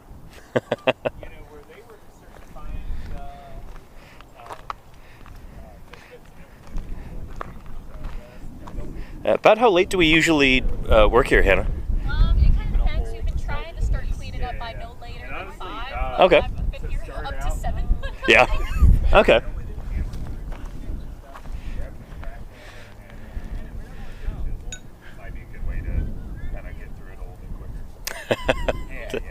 Folks have gone herping, apparently. What kinds of, I assume you don't get too many amphibians around here. What kinds of reptiles do you get around here? Man, tons. Yeah. So, I mean, Gila monsters, right? We'll get. Oh, shoot, really? Yeah, I've seen their tracks around here before. Very cool. Another wow. big lizard that we'll get are the chuckwallas. Yeah, They're yeah. Nice. The females are beautiful, dark gray, whereas the males get a lot more color to them.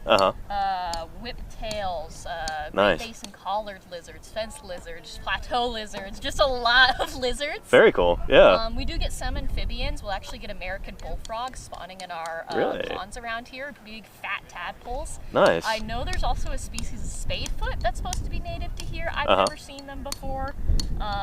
We'll even get things like actual reptiles like geckos and skinks as well. So there's lots of cool stuff. Geckos, really? Yeah, you only see them at night though. You have to go herping at night. Interesting. You gotta go flipping over rocks. Are they native? Yeah, they are. Wow. I don't remember exactly what kind they are, but yep, they're around here. Very cool. Awesome. Oh, neat. It's so cool to have, well-informed locals we can speak to as well. Yeah. Neat. I know working up near Moab, I think we've even seen some lizards on stream before. I want to say we had a whiptail come through the quarry at one point. Yeah, them and collared lizards and faded pygmy rattlers and stuff. But I've never seen a Gila monster. That is really exciting. I wonder if we'll get a chance to see some while I'm here. We had a lizard on Fisher. I think that's right, Charlie's Dragon, yeah. Yeah. Pretty neat. Yeah, and there was I think we were working at Turtle Hill at that site, and there was a lizard just hanging out in the sun. And I just put the camera right up against him, just like touching his tail, just completely unbothered. I don't know. It's cool to be able to commune with the extant reptiles and not just the extinct ones sometimes. Yeah. Yeah. Oh, and Claire says the other camera's showing darkness. That's because it fell over again. Let me see if I can fix that for Josh. Here. One stream helping another here. The wind probably got it.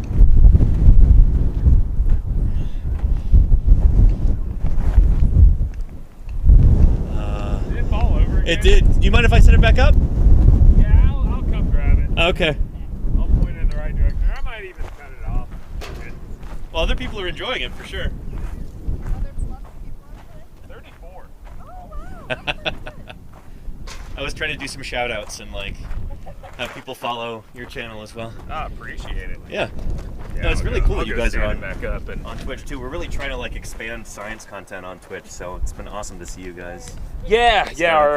Our lab and collections manager Matt Mers thought it was a fundraiser back in December. Yeah. And I don't know if it helped out, but here we are. Yeah. Here we are. Get a wish list. Yeah, we should tell them. Yeah.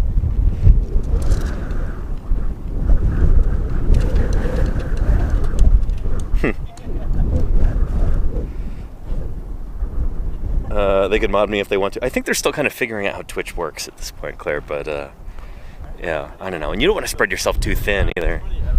But yeah, as always. And Nerf Dermer, thank you for the 41 months of support. I really appreciate that. Holy cow. Yeah. Followed says Geeks Tour. Excellent, yeah. Yeah, so Josh is setting it up right now. Should be up and running again momentarily. So yeah, go follow Prehistoric Museum. See the view from that camera. If you've got multiple monitors, you can be keeping track of where I am in the quarry based on where I show up there. Yeah. Are they up and running again now? No longer black screen? Yeah.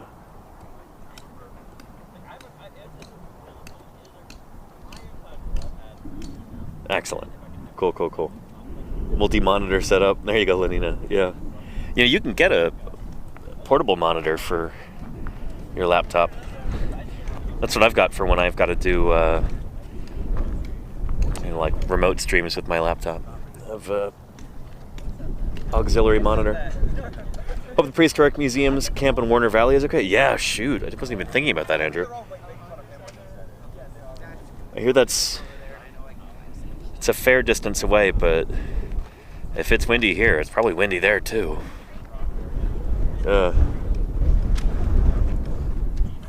Watching you walk and stare at your arm right now, says Mr. Korb. Excellent. Yeah. Cool. Oh, cross your fingers that stays up there.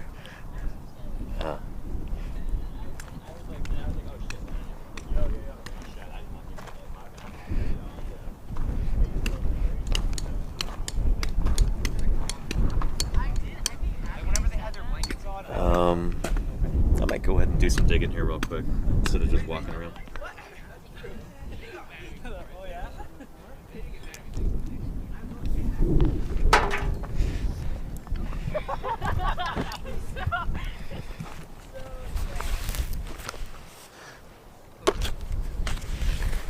Okay.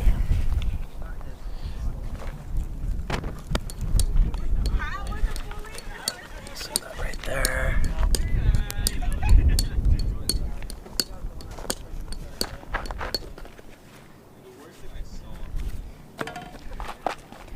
All right.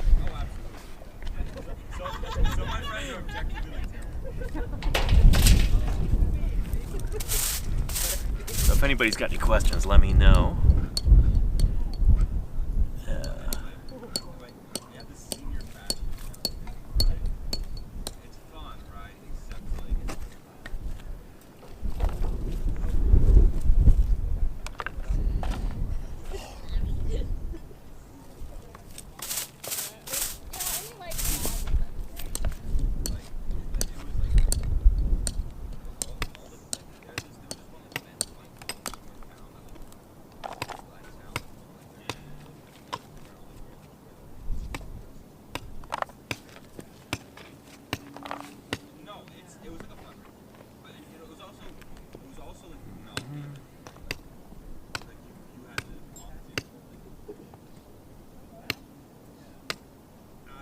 Feels like summer watching Danny dig. Feels like summer digging, Casey. Yeah.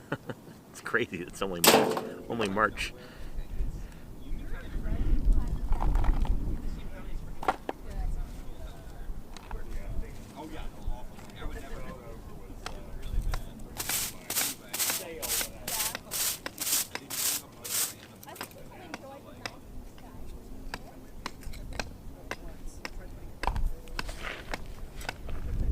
What month is it? I know, March. Casey, it's crazy.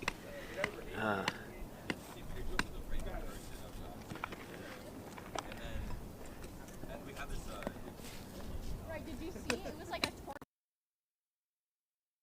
And then it was I just mind my own business digging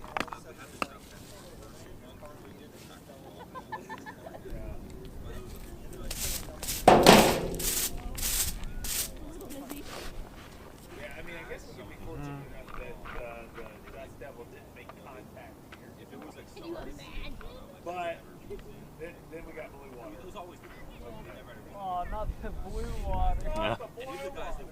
Not the forbidden blue water.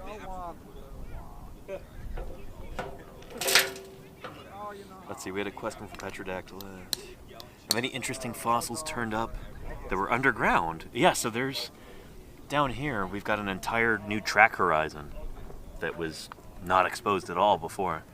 That was a discovery that happened just a couple days ago, I think, which is pretty exciting. So, yeah. Yeah. If there's one positive thing about this whole construction project debacle, it's that it's kind of prompted us to get in here and, you know, really dig with a short time. Like, it's made this site a priority for sure, because it's going to end up being destroyed. So yeah, more dinosaur swim traces and stuff like that, swim tracks that, you know, we wouldn't have known about prior to this. We'll see a bunch more of these in the museum tomorrow when we go in there. And I think, if he's got time, and the inclination, Andrew's going to basically do a tour of the museum there, which is going to be really cool. It'll probably turn into the sort of thing where we'll have like a gaggle of people following us during the tour, which would be really neat. Yeah, that'll be a neat experience for those visitors. It's like when I used to work at Museum of the Rockies and I would take like a friend on a tour and then I'd turn around and there'd be 15 people just, you know, quietly listening, following along. Be like, you can ask questions if you want to, it's fine. I'm guessing we might have a similar sort of situation going on tomorrow, we'll see. All right, here we go. Let's look.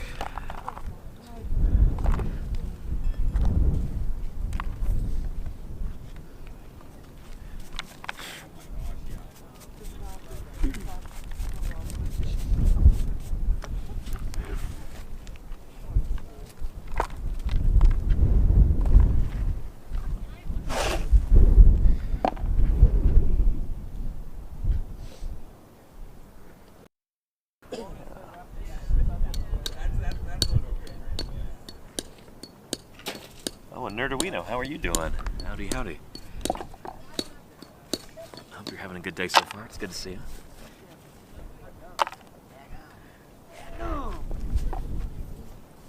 Geeks Tour says, I hope that eventually there's some sort of plaque at the buildings going up on the site. People should know where they are standing. We'll see. Yeah. I don't even want to think about that right now. I just want to think about what we can excavate before it comes to that, before the bulldozers roll in. It's not a happy thought.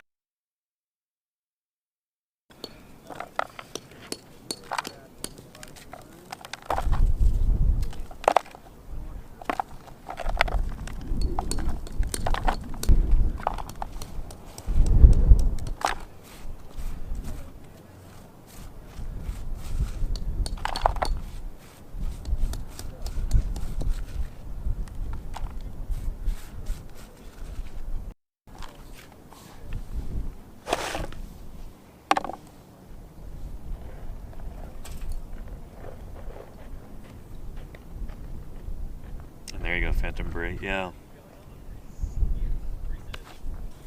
That's something I was really surprised by when I rolled into St. George this morning, is just how much construction was going on. How many different tractors, backhoes, and bulldozers and stuff there were around town. It's like a crazy amount of development around here.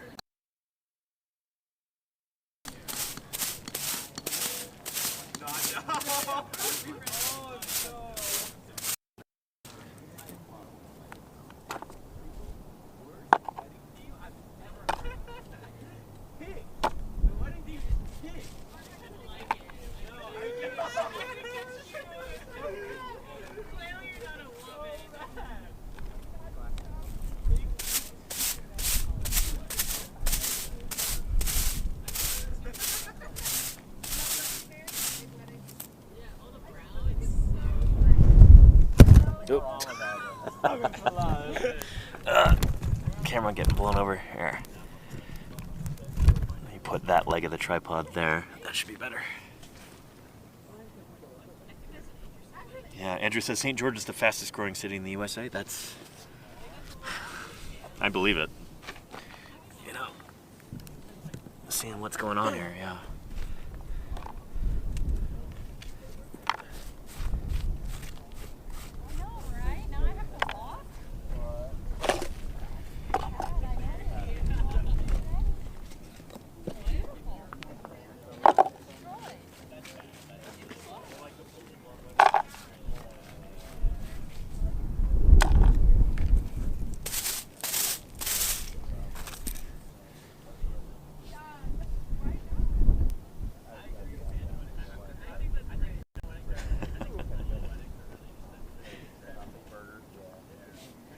Probably nothing. Or just a little white. Yeah, it's like weird patterns or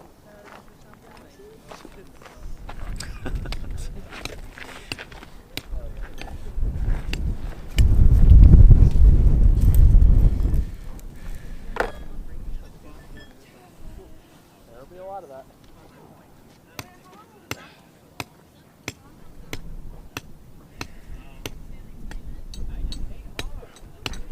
Source wants to know, how long am I staying here?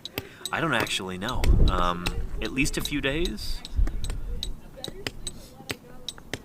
I'm guessing probably about a week, but I'm not sure. Yeah. It depends on a few different things, but we'll see.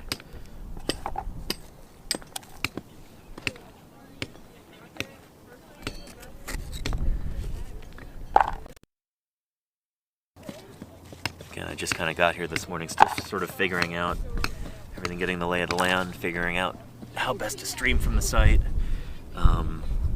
what's the most interesting stuff to show, how do we get the word out about this, how do we garner support and enthusiasm. Yeah, still figuring everything out.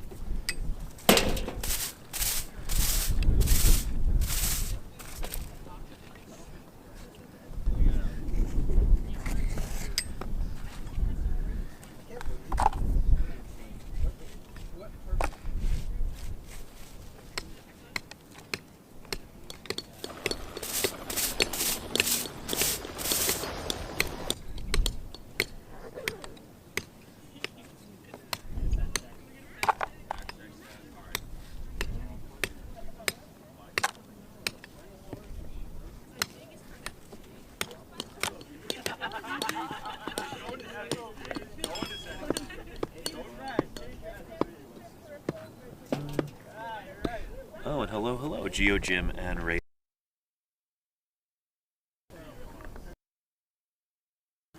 Welcome to Paleontologizing. It's good to have you here. Here, this is actually a nice stopping point for the minute. There.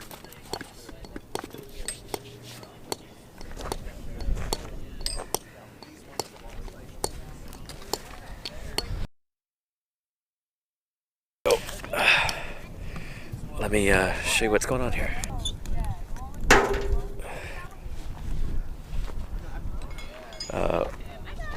Welcome everybody to Paleontologizing. Geo Jim, how was your stream? I hope it was really good. How are things? We're here in St. George, Utah, at kind of an emergency excavation site, across the street from the St. George Dinosaur Discovery Site Museum. Right here, we've got really important, very, very early Jurassic fossil site. Dinosaur footprints here, including some swim tracks. So the traces left behind when dinosaurs were swimming and just kind of like scraping the bottom of a river or lake with paddling. We've got fish fossils, we've got plant fossils starting to... Really important stuff. Just scientifically, this is... it's unique. Here. We're going to walk past the other stream right now. Follow the Prehistoric Museum's channel. Hello, Prehistoric Museum. There across the street is the Dinosaur Discovery Site Museum, which is built on site. There are all kinds of dinosaur tracks all over the town of St. George, and we are in the middle of the town right now. This is not some remote location. We're not out in the middle of the Badlands. This is well within the city limits of St. George, Utah. There's houses right behind us, right over here. There's a local school right there. Again, we're in the very middle of civilization at the moment. And hang on a sec. Let me hold this. My chat wrist strap is getting too loose. There we go, that's a bit better. Yeah. There we go. Yeah. Yeah. And Romy Arcade, how are you doing? No, we're out in the field right now.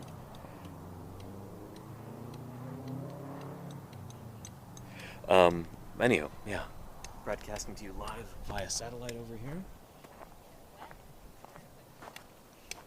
The reason why I'm here right now, the reason why all these folks are here right now, volunteers and other paleontologists from institutions across the country, really. We've got folks here from Price, Utah, from up in Salt Lake. We've got folks here locally. We've got folks from Austin, Texas. We've got folks from Montana, who I guess just left this morning. A lot of different fossil people here. The reason why we've come together here right now is because this site is slated to be destroyed. The city is planning on bulldozing this to build an electrical substation.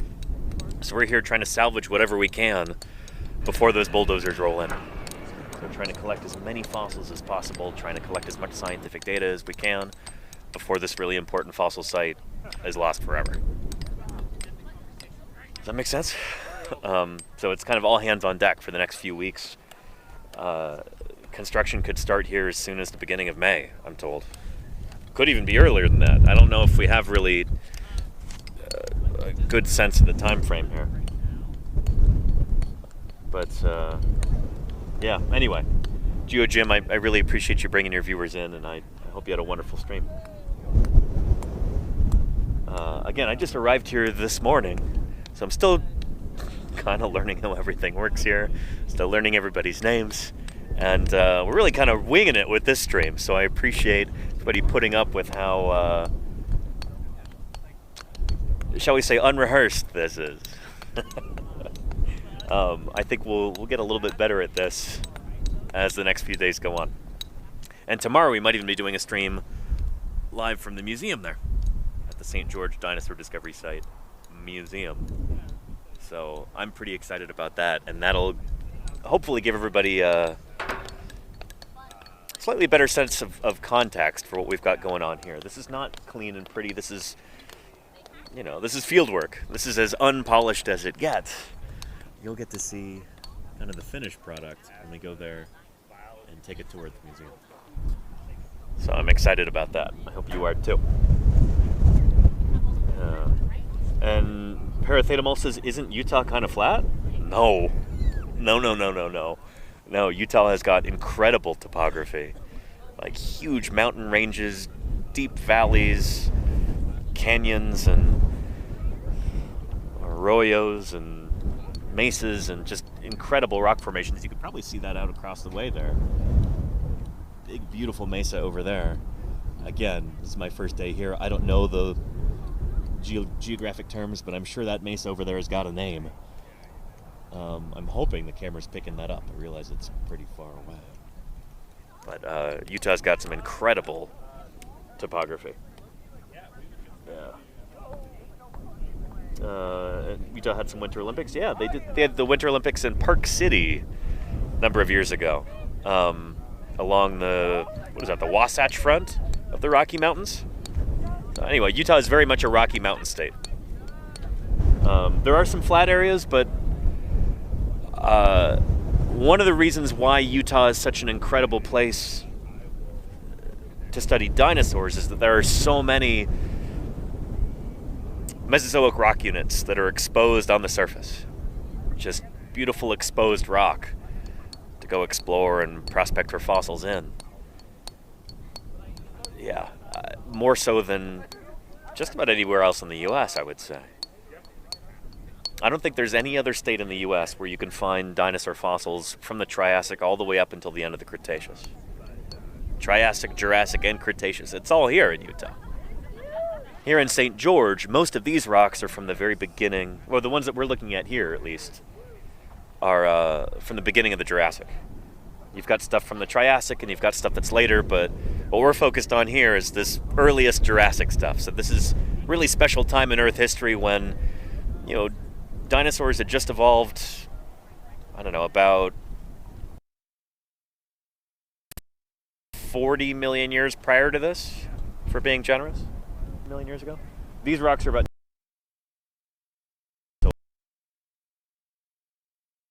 first starting to really take over. This is when to get large, to like dominate these ecosystems. There was an extinction event just prior to this in Earth history, when a lot of the critters that were kind of dominant in these ecosystems before they got extinct. The Grauwasuchians, the phytosaurs, critters like that, the dicynodonts, they're gone now. And this is the dinosaurs' big break. And man, did they capitalize on it. Again, we'll be talking about that more when we go to the museum there. Some of your favorite dinosaurs, like Dilophosaurus, are from the early Jurassic of North America. Dinosaur bits we're finding here are older than that, older than Dilophosaurus, and about 10 million years older. So we're going to see a lot of Dilophosaurus, but be aware that we don't actually have Dilophosaurus from here. That's the nearest dinosaur we have that's been named. But yeah. Oh, here. It sounds like they've got something cool over there. Let's go talk to them. Yeah, he's like, I think Andrew's watching right now. Let's show it to him. So, Andrew, if you are watching, let's see what they've got.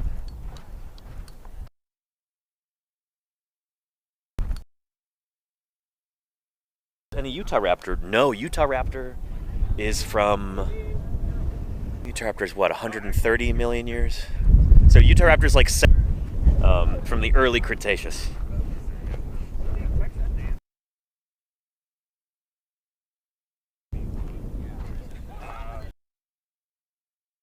Camera be like, hey Andrew, what's this? Do you want to do that, Josh? You totally can. What's that? I think Andrew's watching. Cool bone. Who found it? All right. Nice. Tell them your name, where you're from. I'm Alejandro Conrad. I'm with the UT Dinosaur Club. That's the University of Texas at Austin. Yeah. Huck 'em horns. And so we got that going on right there. I don't know if that's your camera. Yeah. Okay. It looks like a camera to me, so I'm going to put the bone in front of it. Yeah. You're doing everything right, John. I'm doing something right. Is that theropod bone? It's bone. Yeah. I don't think so. It doesn't have that kind of like smooth. No, I'm almost wondering if it's like a fin spine or something. Interesting. I don't know. It's rod-like, and then it goes flat around that. I don't know. If anything's just like it weird kind of and indecipherable, I often just say fish. Yeah, I'm kind of thinking fish. It tastes like fish. It tastes like fish. Tastes fishy. Oh yeah, let's throw some cornmeal on it. Throw it in some grease. It's gonna be nice. No, that's cool. Very cool. See, we just can't quit this layer. We can't quit you, layer. We want to rip you up with the bulldozer, but we can't. Anyhow, yeah. Throw some glue on it. What kind of glue we're using here? Like a boot bar? I think this is pretty sure it's Paraloid B72. B72, nice. Dissolved in acetone. Yeah. Totally reversible, archival, way better than Paleo Bond. Cool. Pretty good. We don't know cyanoacrylates around here. Cyanoacrylate. Non-irreversible. That's dang close to critter glue.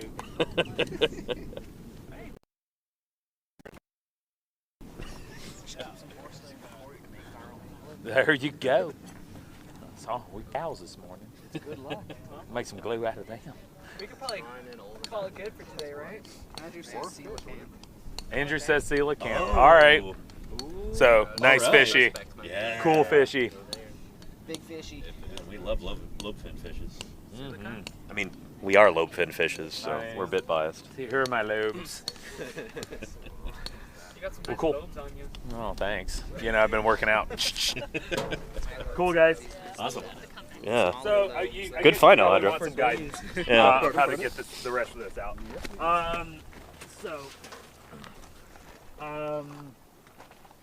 Yeah, this is where the grunt work comes in. You're gonna just have to kind of take this out and try to pedestal this little area. So you're gonna want to get this area down like another foot. You know, everything we found up here, it's just been pieces. So it might not go very deep, but yeah, you're gonna have to work this area down to that level and then beyond and get that rock out. And yeah, Maybe keep try on keeping explosives. Yeah. Little drum. Yeah. I love to get Just a little boom boom. That'll get it out real fast. Well, cool. Very nice. Exciting. Coelacanth. That's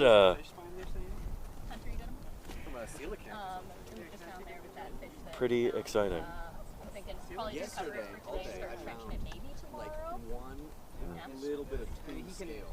Yeah, fish miss came early this year. There you go. Trenching if he wants, but we're not gonna go. Show never stop gambling. Probably getting time.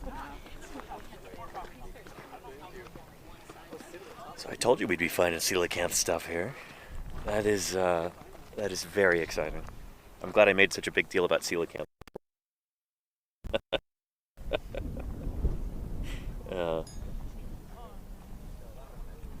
So I know maybe those of you at home might have thought that Josh was just kind of like Josh is joking around by, you know, touching his tongue to the fossil, but that's sometimes been in the sun too long.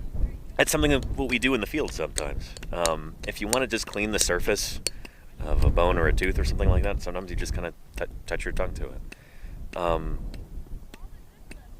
Yeah, it's also a way to kind of determine how porous the surface is too, how much your tongue sticks to it. But yeah, people who are trained in the earth sciences, they do end up putting a lot of rocks in their mouth sometimes. I've done this a lot in the field. If you want to actually determine how gritty, like if you want to become intimately acquainted with the texture of a particular sedimentary rock, sometimes you just pop some into your mouth. You kind of chew it between your teeth a little bit. You get a sense for how gritty it is, how smooth it is. Different lithologies have got different characteristics like that. And you do that with enough rocks and you develop a feel for it over time. So this is something I've talked about on stream many times before, but I realize we've got a lot of new people watching.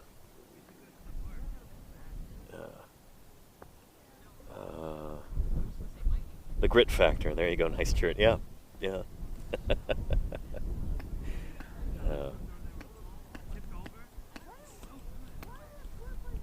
Anyhow.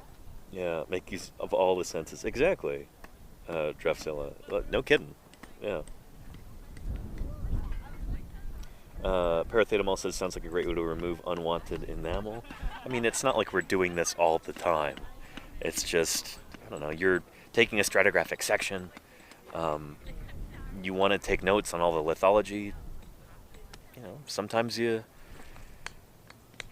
need some notes there about like how gritty are these different layers. You pop something into your mouth and you chew it a little bit. I promise you, it's a standard method.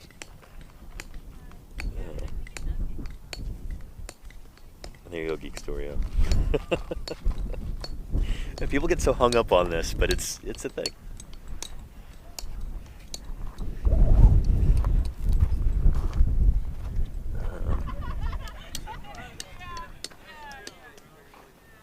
Yeah, I'm pretty sure that first conifer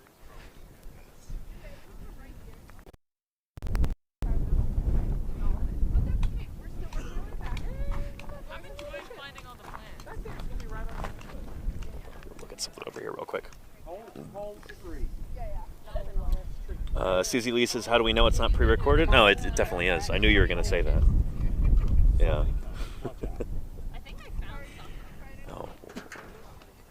again, for anybody just trickling in here, welcome to St. George, Utah. We're here at the, well, across the street from the St. George Dinosaur Discovery Site Museum, which is right over there. That's built over a really important dinosaur track site. There's the tracks of other critters in there too. We'll take museum soon on a future stream. Maybe tomorrow, we'll see. But right now, we're working across the street at this site, which is actually slated to be destroyed soon.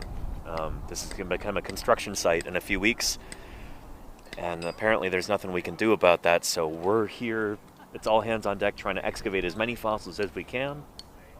That includes fossils of fishes, like the one that we just saw. Really cool bit of coelacanth there.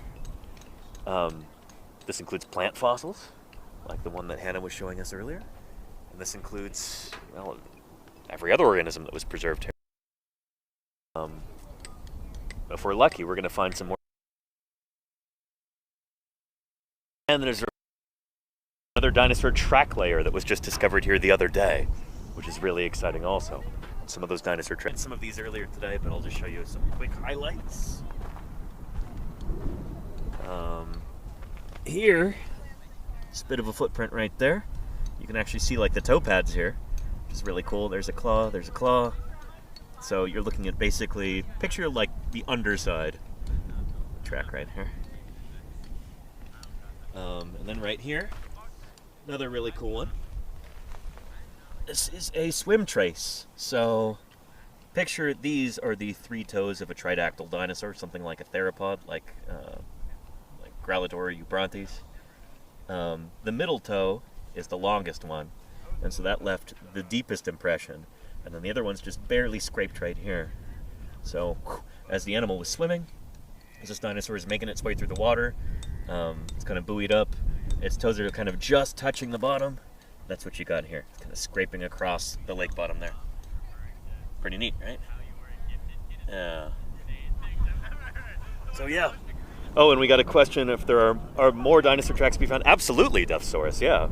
Andrew in the chat says, yes, thousands of them on many track layers and rock piles north of the museum. They're everywhere around here. Again, it's incredible. And we're trying to save whatever we can, because this is absolutely world-class fossil site. This whole area here, it's just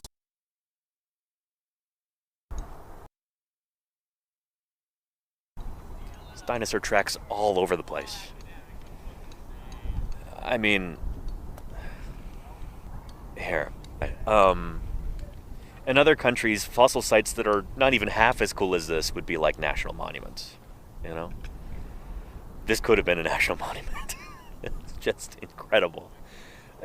I'm trying to get the idea across how special this is and how scientifically important this is. So again, we're trying to do whatever we can with the time that we have. So, trying to save it before it's destroyed.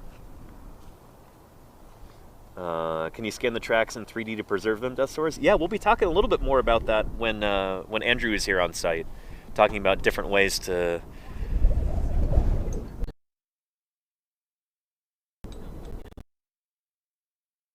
best ways of preserving them is obviously, you know, keeping them in storage. But also making casts of them. So we were talking about making really, really high resolution replicas, casts, through molding and by putting silicone rubber over the top and peeling it off, and then you can make a resin or a plaster cast, and then yeah, we'll even see some of those presumably in the gift shop. You can buy some of these replicas, which is really cool. What a unique souvenir. Helps support the museum, helps support the science here. Yeah. So anyway, I'm excited to take you on a tour of this museum so we can get some further context. Yeah. Crimson Carnotaurus says, do some of the better funded operations bring lighting so they can have people dig fossils at night? Generally, if you've got that kind of funding and that kind of support, you don't really need to work at night. It would be better to have, you know, a shelter built over the site so that you can kind of work at your leisure. We don't have that luxury, and we don't have that the equipment to have lights. We don't have the people here to have crews digging at night. None of that stuff. Yeah.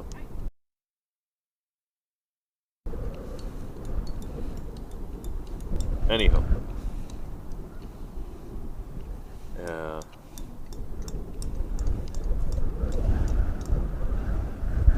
It's Cole's Notes. I have no idea what that is, Geek Store. Is that a Commonwealth thing? Cole's Notes. Is that like the equivalent of Cliff Notes? Is it like a short summary? Is that what you're talking about? The reason why this type of site isn't protected. In the US, we just don't really have laws to protect fossils if they're on private land, or even if they're on municipal land, or sometimes even state land. Sometimes federal land too. Yeah. The laws for that just don't exist in a lot of places. Yeah. Anyhow. Swavorio says, is the wind messing with your ability to work? Just a little bit. You end up with a little bit of dust in your eyes and your nostrils, and a little bit of wind fatigue, but that's how it goes. Yeah. Also, if things were perfectly still, it might be a little bit easier to keep things clean. You'll see the dust that gets blown around also tends to settle down on what we're working on.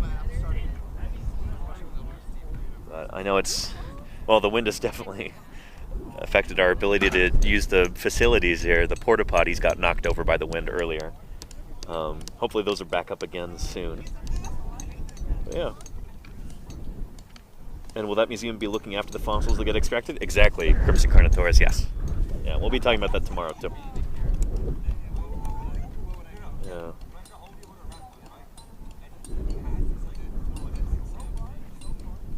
Kilnick says, how about using some small shape charges to expedite digging? That's a fun idea, but we're trying not to destroy the fossils here, you know? That's the thing. Yeah. This is my OC, Black Diamond. Yeah.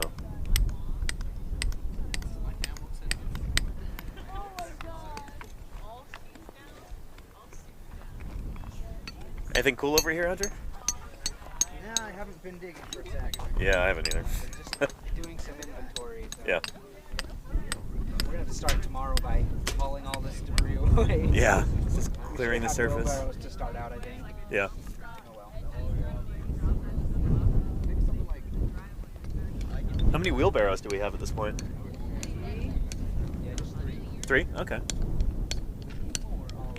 Yeah. Yeah, I think we've got some wheelbarrows on the wish list, actually. So if anybody's feeling super generous and want to help out, consider ordering one of those wheelbarrows off the Amazon wish list. I know some of you have already shown your generosity getting some other things. Really appreciate that. I think our top priorities right now might be wheelbarrows and the gypsonas, those medical bandages. Those can save us a lot of time. Both of those items. Yeah, and it looks like we might be close to running out of the gypsonas pretty soon. I think we've got less than 1 box left. So yeah. And Phantom Bryce says, I just emailed the curator about coming out. Oh, excellent, Phantom Bryce. Cool, cool, cool. Thank you for doing that. Yeah. And are those bandages good for jacking fossils? They are, Crimson Carnotaurus, yeah. So you probably saw us use them last summer, especially when I was working with Jim and Don and Ethan and Fisher in the Cedar Mountain Formation. We used a lot of gypsonas, those small medical bandages.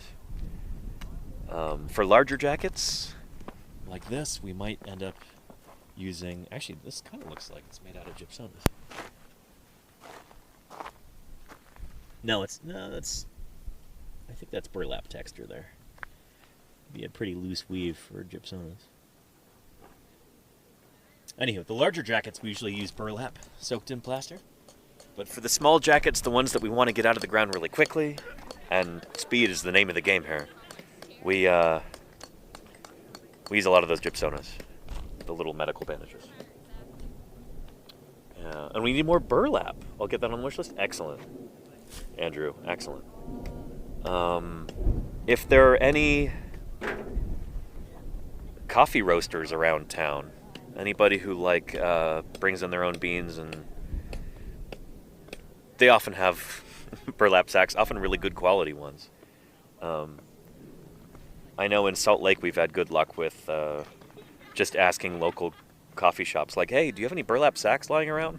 Can we take some off your hands? They're like, yeah, please. That might be something to look into as well. It's an idea, I don't know. I know we don't have time to talk to everybody in town. But, yeah.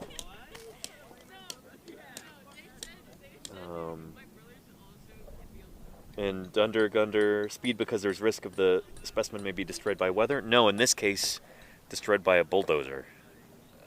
Again, I need to maybe make this clear in the title next time or something. But this is going to become a construction site in just a few weeks. At least that's the plan as it stands now, as I understand it. Collect as many of these fossils as we can before everything. Yeah.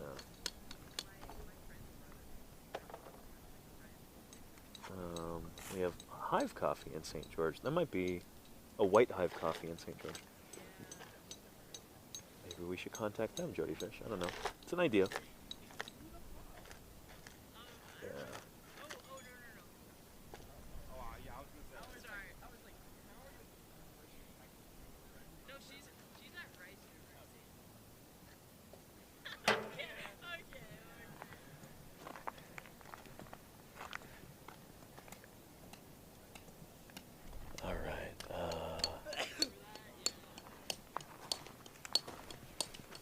How long have we been streaming at this point? 2 hours, 44 minutes. We'll keep going for a few more minutes, I think. Yeah.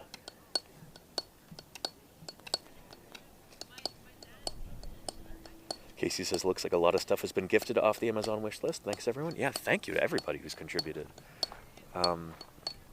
It's a big help. It really is. Again, we're trying to work with limited resources out here.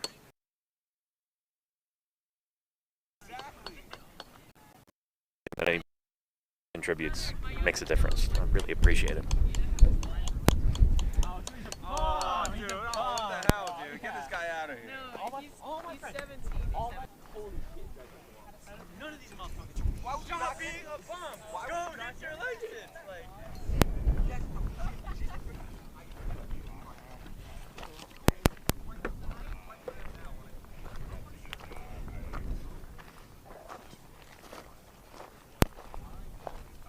I wonder if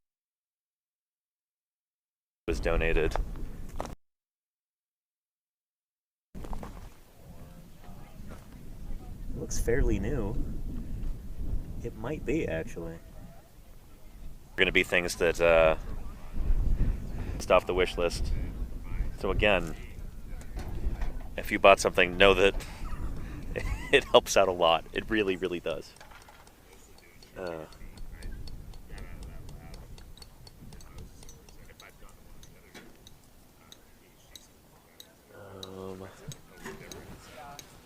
Let's see here. That's just kind of how it came together, yeah. Sure, the links on Twitter just. Thank you, Romy Arcade. I really appreciate that. Thank you very much. But they've still got, and let me look at what engagement we've gotten on Blue Sky. 29 notifications. Wow.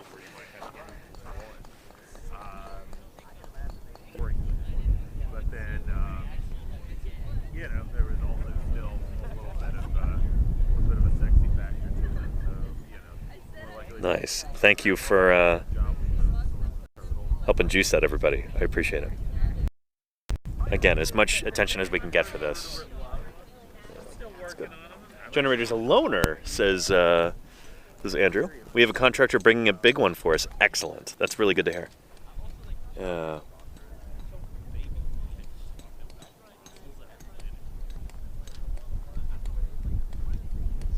Anywho, yeah. And that is true, Casey. Yeah, much more so than Twitter. The engagement tends to be higher quality, and I don't know. You just get more engagement on Blue Sky than you do on Twitter. It's less full of bots.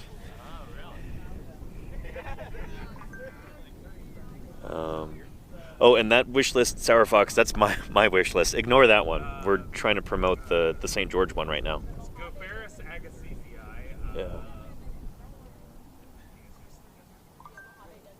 And Andrew says there's an archaeological site on the hill behind Danny. Yeah. Right up there. Do we have... I wonder what kind of stuff. If it's pottery, if it's points, if it's petroglyphs or what.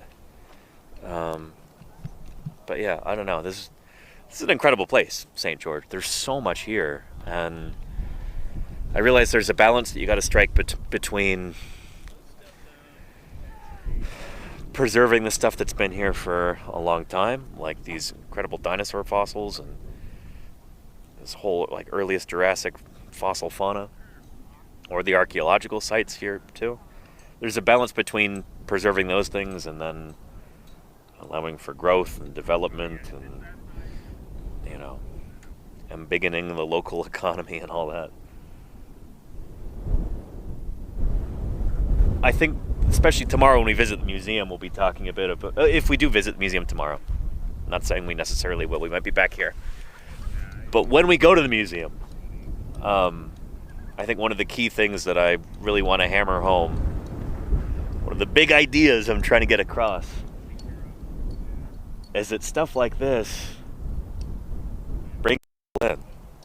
It brings money in. This makes this community unique. It's, in many ways, I think this is kind of the crown jewel of St. George right there.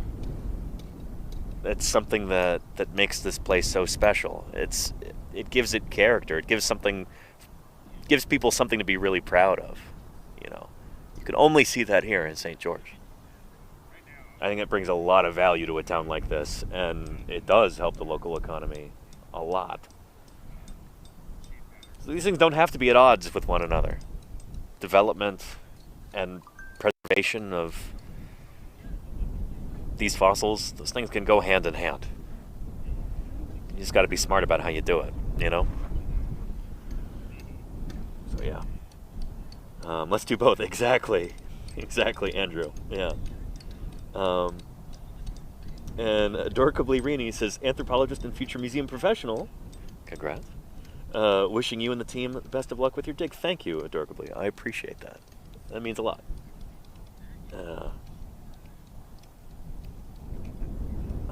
Anyhow. I've been getting all these ding-dings. That must be more people liking the post and sharing it on Blue Sky. That's excellent, and I appreciate it. Oh, thank you, Claire. Thank you, Lenina and Casey Snowart. Good stuff. Yeah.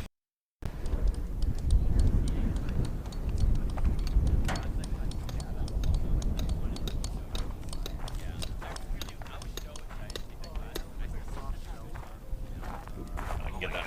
So much. Appreciate it. Yeah. Yeah. What are we collecting?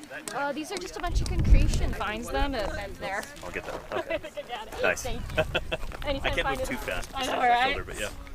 And anytime somebody finds these and they're just like okay, right, but not like really worth keeping, what we do is we collect them and we're going to use them as teaching material, give them away to kids, stuff like that. But like, yeah, because like this is cool. But there's not really much to do with it. Right. Okay. But the kid might like it a lot. Sure. Yeah. How would you prep something like this? Is it an air scribe or a... Probably an air scribe. I wonder if they... I haven't prepped these myself. They may use some sort of acid too to help break away that concretion. Okay, yeah. I'm not fully certain. Andrew may know in the chat there. Cool. Thanks. Yeah, no problem. Oop, where did my chat go? There you all are. Yeah. And OMG kiddos will love that. Absolutely, yeah. No, that's... I think that is a really cool thing when people can take home a souvenir that's not super scientifically important, but it's authentic. It's something real from the site. I think that's really cool. And that, you know, anything that we can do to foster young people's passion for science is something that we should do, you know?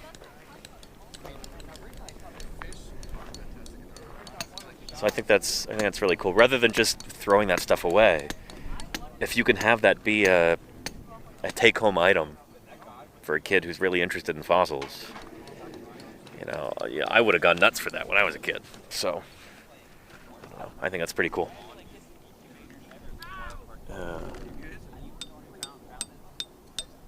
And thanks, Parathetamol, for being here. You sleep well. I'll hopefully see you tomorrow. Be streaming from here again tomorrow. Yeah. And package on the way to Jaleesa. Thank you, Jody Fish. Holy cow. Appreciate that. That is excellent. Thank you for helping out. It makes a difference. Yeah. And Luigi with the squeegee. Great name. We're digging up a bunch of different things here. So again, if you or anybody else is just tuning in, I'm here at the excavation site in St. George, Utah. Just got here this morning.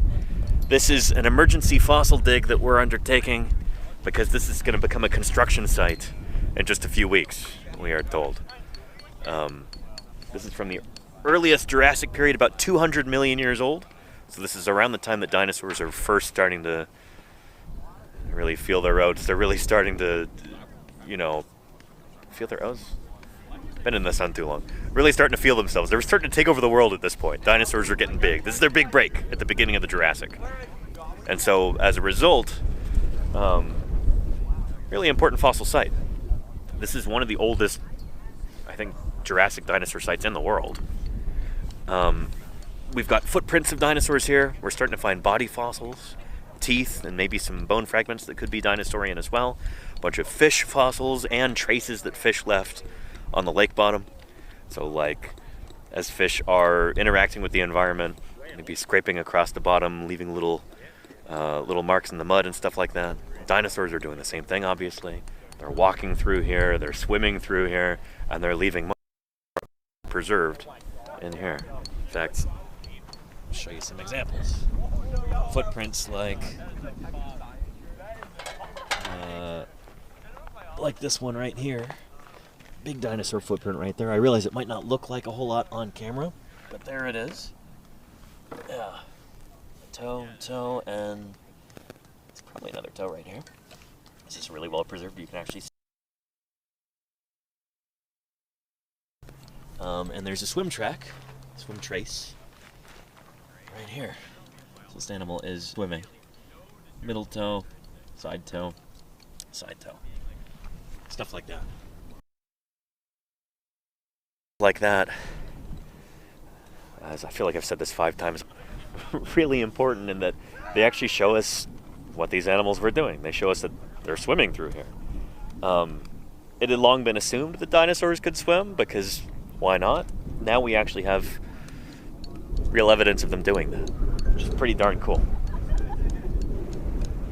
So yeah, the fact that we've got not just footprints and other ichnofossils, trace fossils at this site, but also body fossils. We've got scales, we've got bones, we've got teeth.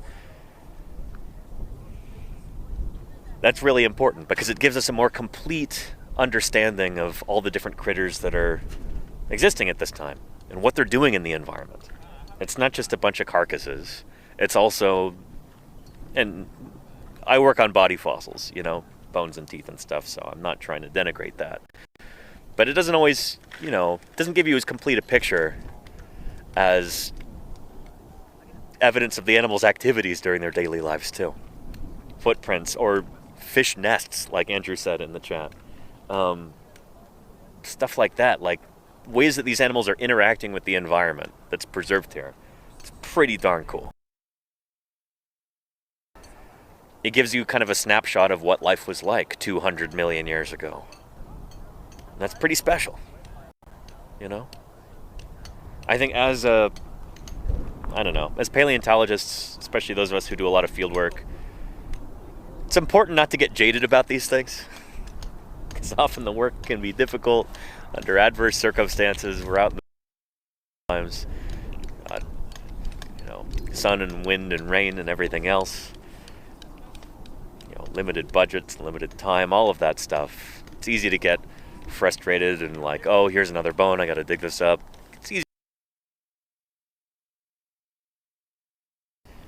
You always got to remind yourself of how cool this is, how special it is. Are that we as human beings can know anything at all about what life was like on our planet 200 million years ago. It's a you know, how lucky are we that we get to know anything at all about that? And that we're the people who actually get to make these discoveries. That's why I'm here. Important, and it's mind-blowing, you know? And I'm lucky to be able to share that with all of you. Oh yeah. Oh, thank you for your enthusiasm, everybody. Yeah. And Ms. Artrule says, I hope you find coprolites. Me too. That would be really cool. It's another kind of trace fossil that can be very informative. For anybody who's not aware, is fossil, you know, fossil poop. That might not sound very exciting, but it tells you what a particular animal was eating. You don't have to speculate it. You don't have to approach the problem indirectly by looking at teeth or even looking at isotopes or something. Well, what they are eating by looking at what they're excreting. So,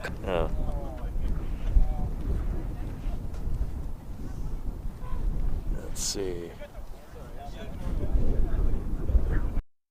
It's second priority. Very funny, Raptor.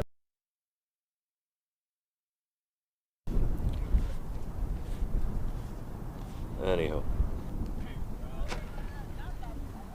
Let's go walk around a little bit more. Here, and I gotta adjust this.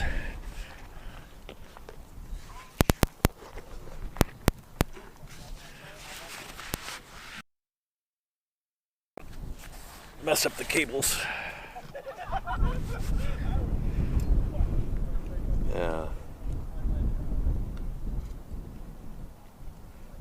And thanks so much, Danny, for bringing us along to this. Thanks for being here. Thanks for making this possible.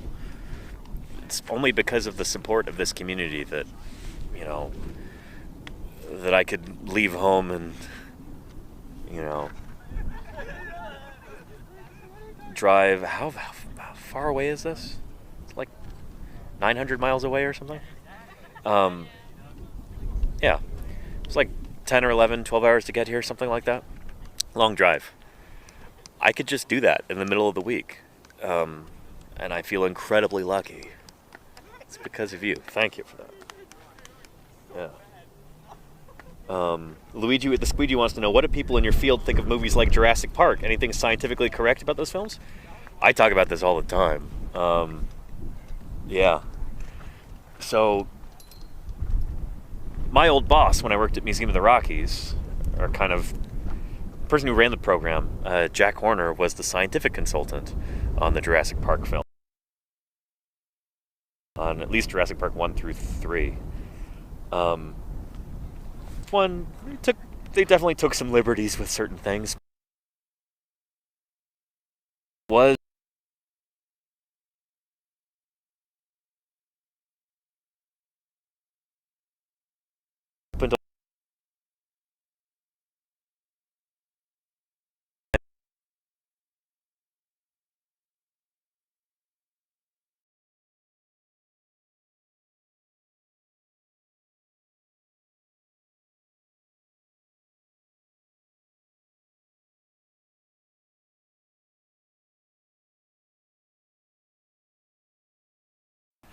because prior to Jurassic Park coming out, there were not very many jobs in the world for dinosaur paleontologists. There still aren't very many. But it was like overnight, the number of jobs practically doubled or tripled. If I'm out here while Jim is out here, Jim Kirkland, we'll probably talk about this on stream. Yeah. I'd like to be able to publish on this someday, actually. Find some ways to try and quantify, like, what was the effect of, Jurassic Park, that whole cultural phenomenon. But it really did get people in the general public excited about dinosaurs. And that led to more dinosaur curator jobs opening up and stuff like that. We're still kind of riding that high to this day. Jobs are not common for vertebrate paleontologists, certainly not, but they used to be even more uncommon, especially as when it comes to like stuff focused on dinosaurs, you know? Yeah. Anywho.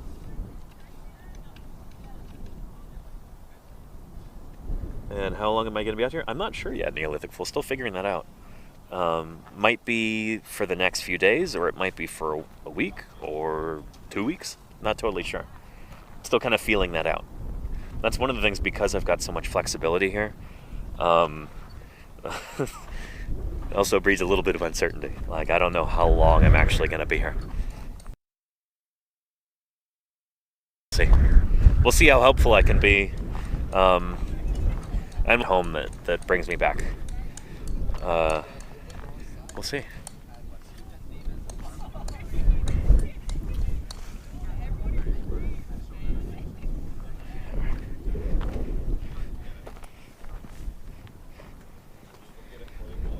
Let's see, we had a question.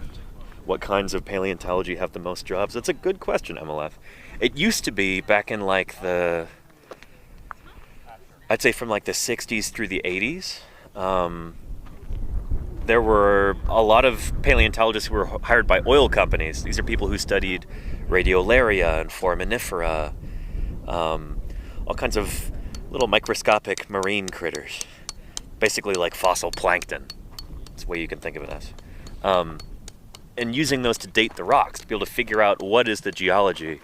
If you take like a core sample, identifying different layers and how old they are. These are all really important steps in being able to figure out where oil is, for instance. So oil companies were hiring paleontologists, invertebrate paleontologists, left and right back then. As I understand it, those days are kind of over.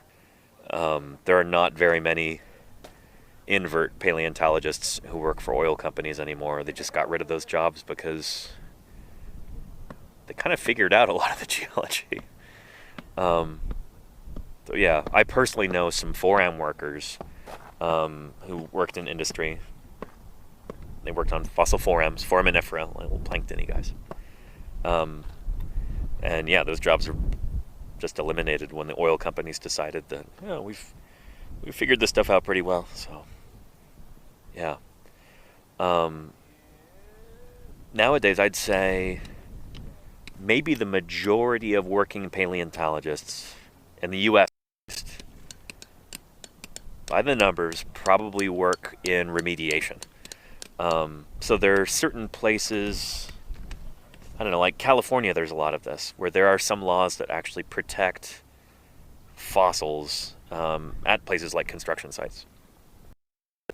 If an area is going to be bulldozed or something, they need to send paleontologists in advance to help remediate the site, monitor for fossils. They follow behind or in front of the bulldozer and just trying to make sure that they're not destroying important fossils. There's some localities that I think do that by law, like you have to have a professional on site. And so that's especially like younger paleontologists who will work in paleo monitoring jobs like that. And then maybe later on they go in a different direction with their career. They might work as a curator at a museum, or they might teach at a university or something like that. But yeah, it's a good number of paleontologists in the U.S., usually younger people, work in paleo monitoring, remediation like that. Yeah. Anyhow, yeah. And Barnsdale says, wow, we're outside. Welcome, Barnsdale. It's good to have you here. Luigi with the squeegee says, what of all the dig sites have you been? What was your favorite site? Oh, shoot. Yeah, I've done a ton of fieldwork in Montana, in the Hell Creek and Judith River formations, digging up dinosaurs and a few other critters. I've done a lot of work up in Wyoming at this point. A lot of work in Utah. Yeah, most of the stuff that I've done has been Cretaceous, I guess. This is kind of new for me, actually. Earliest Jurassic. Pretty cool. So I'm excited to be here. Anyway, we're going to start wrapping things up here, if I heard Josh correctly. So I think we'll go ahead and walk up to the top of here, and let's think about wrapping up the stream until tomorrow. Yeah.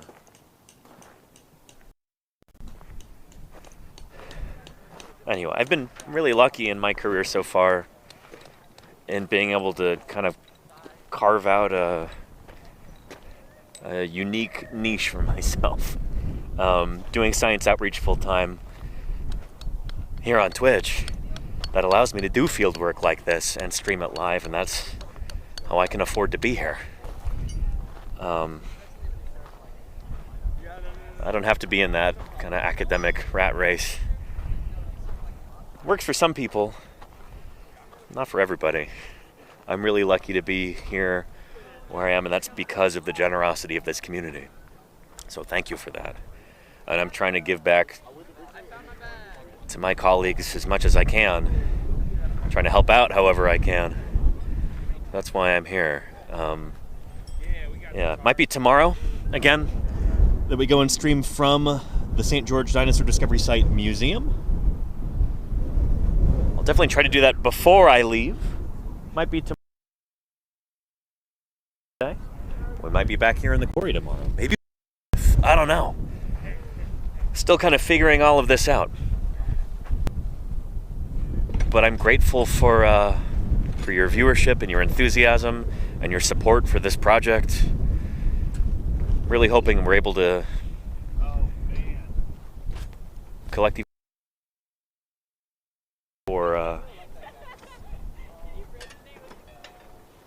before this site is no more, you know? Anyhow, with that said, let's go ahead and wrap things up here.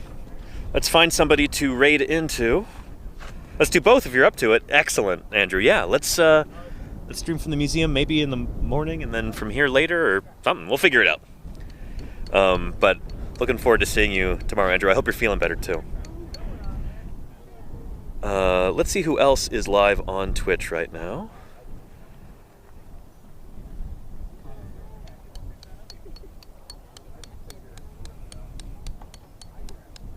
There we go.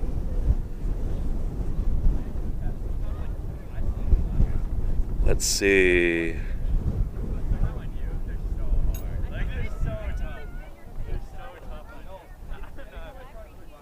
I would raid into Prehistoric Museum, but they're about to end their stream here too. Let's try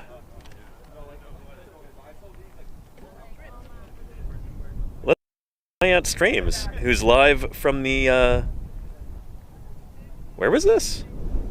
Live in San Diego right now? San Diego Zoo? Well, well, well. Let's go raid in there.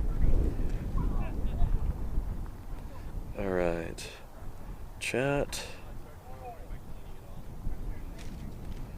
Raid.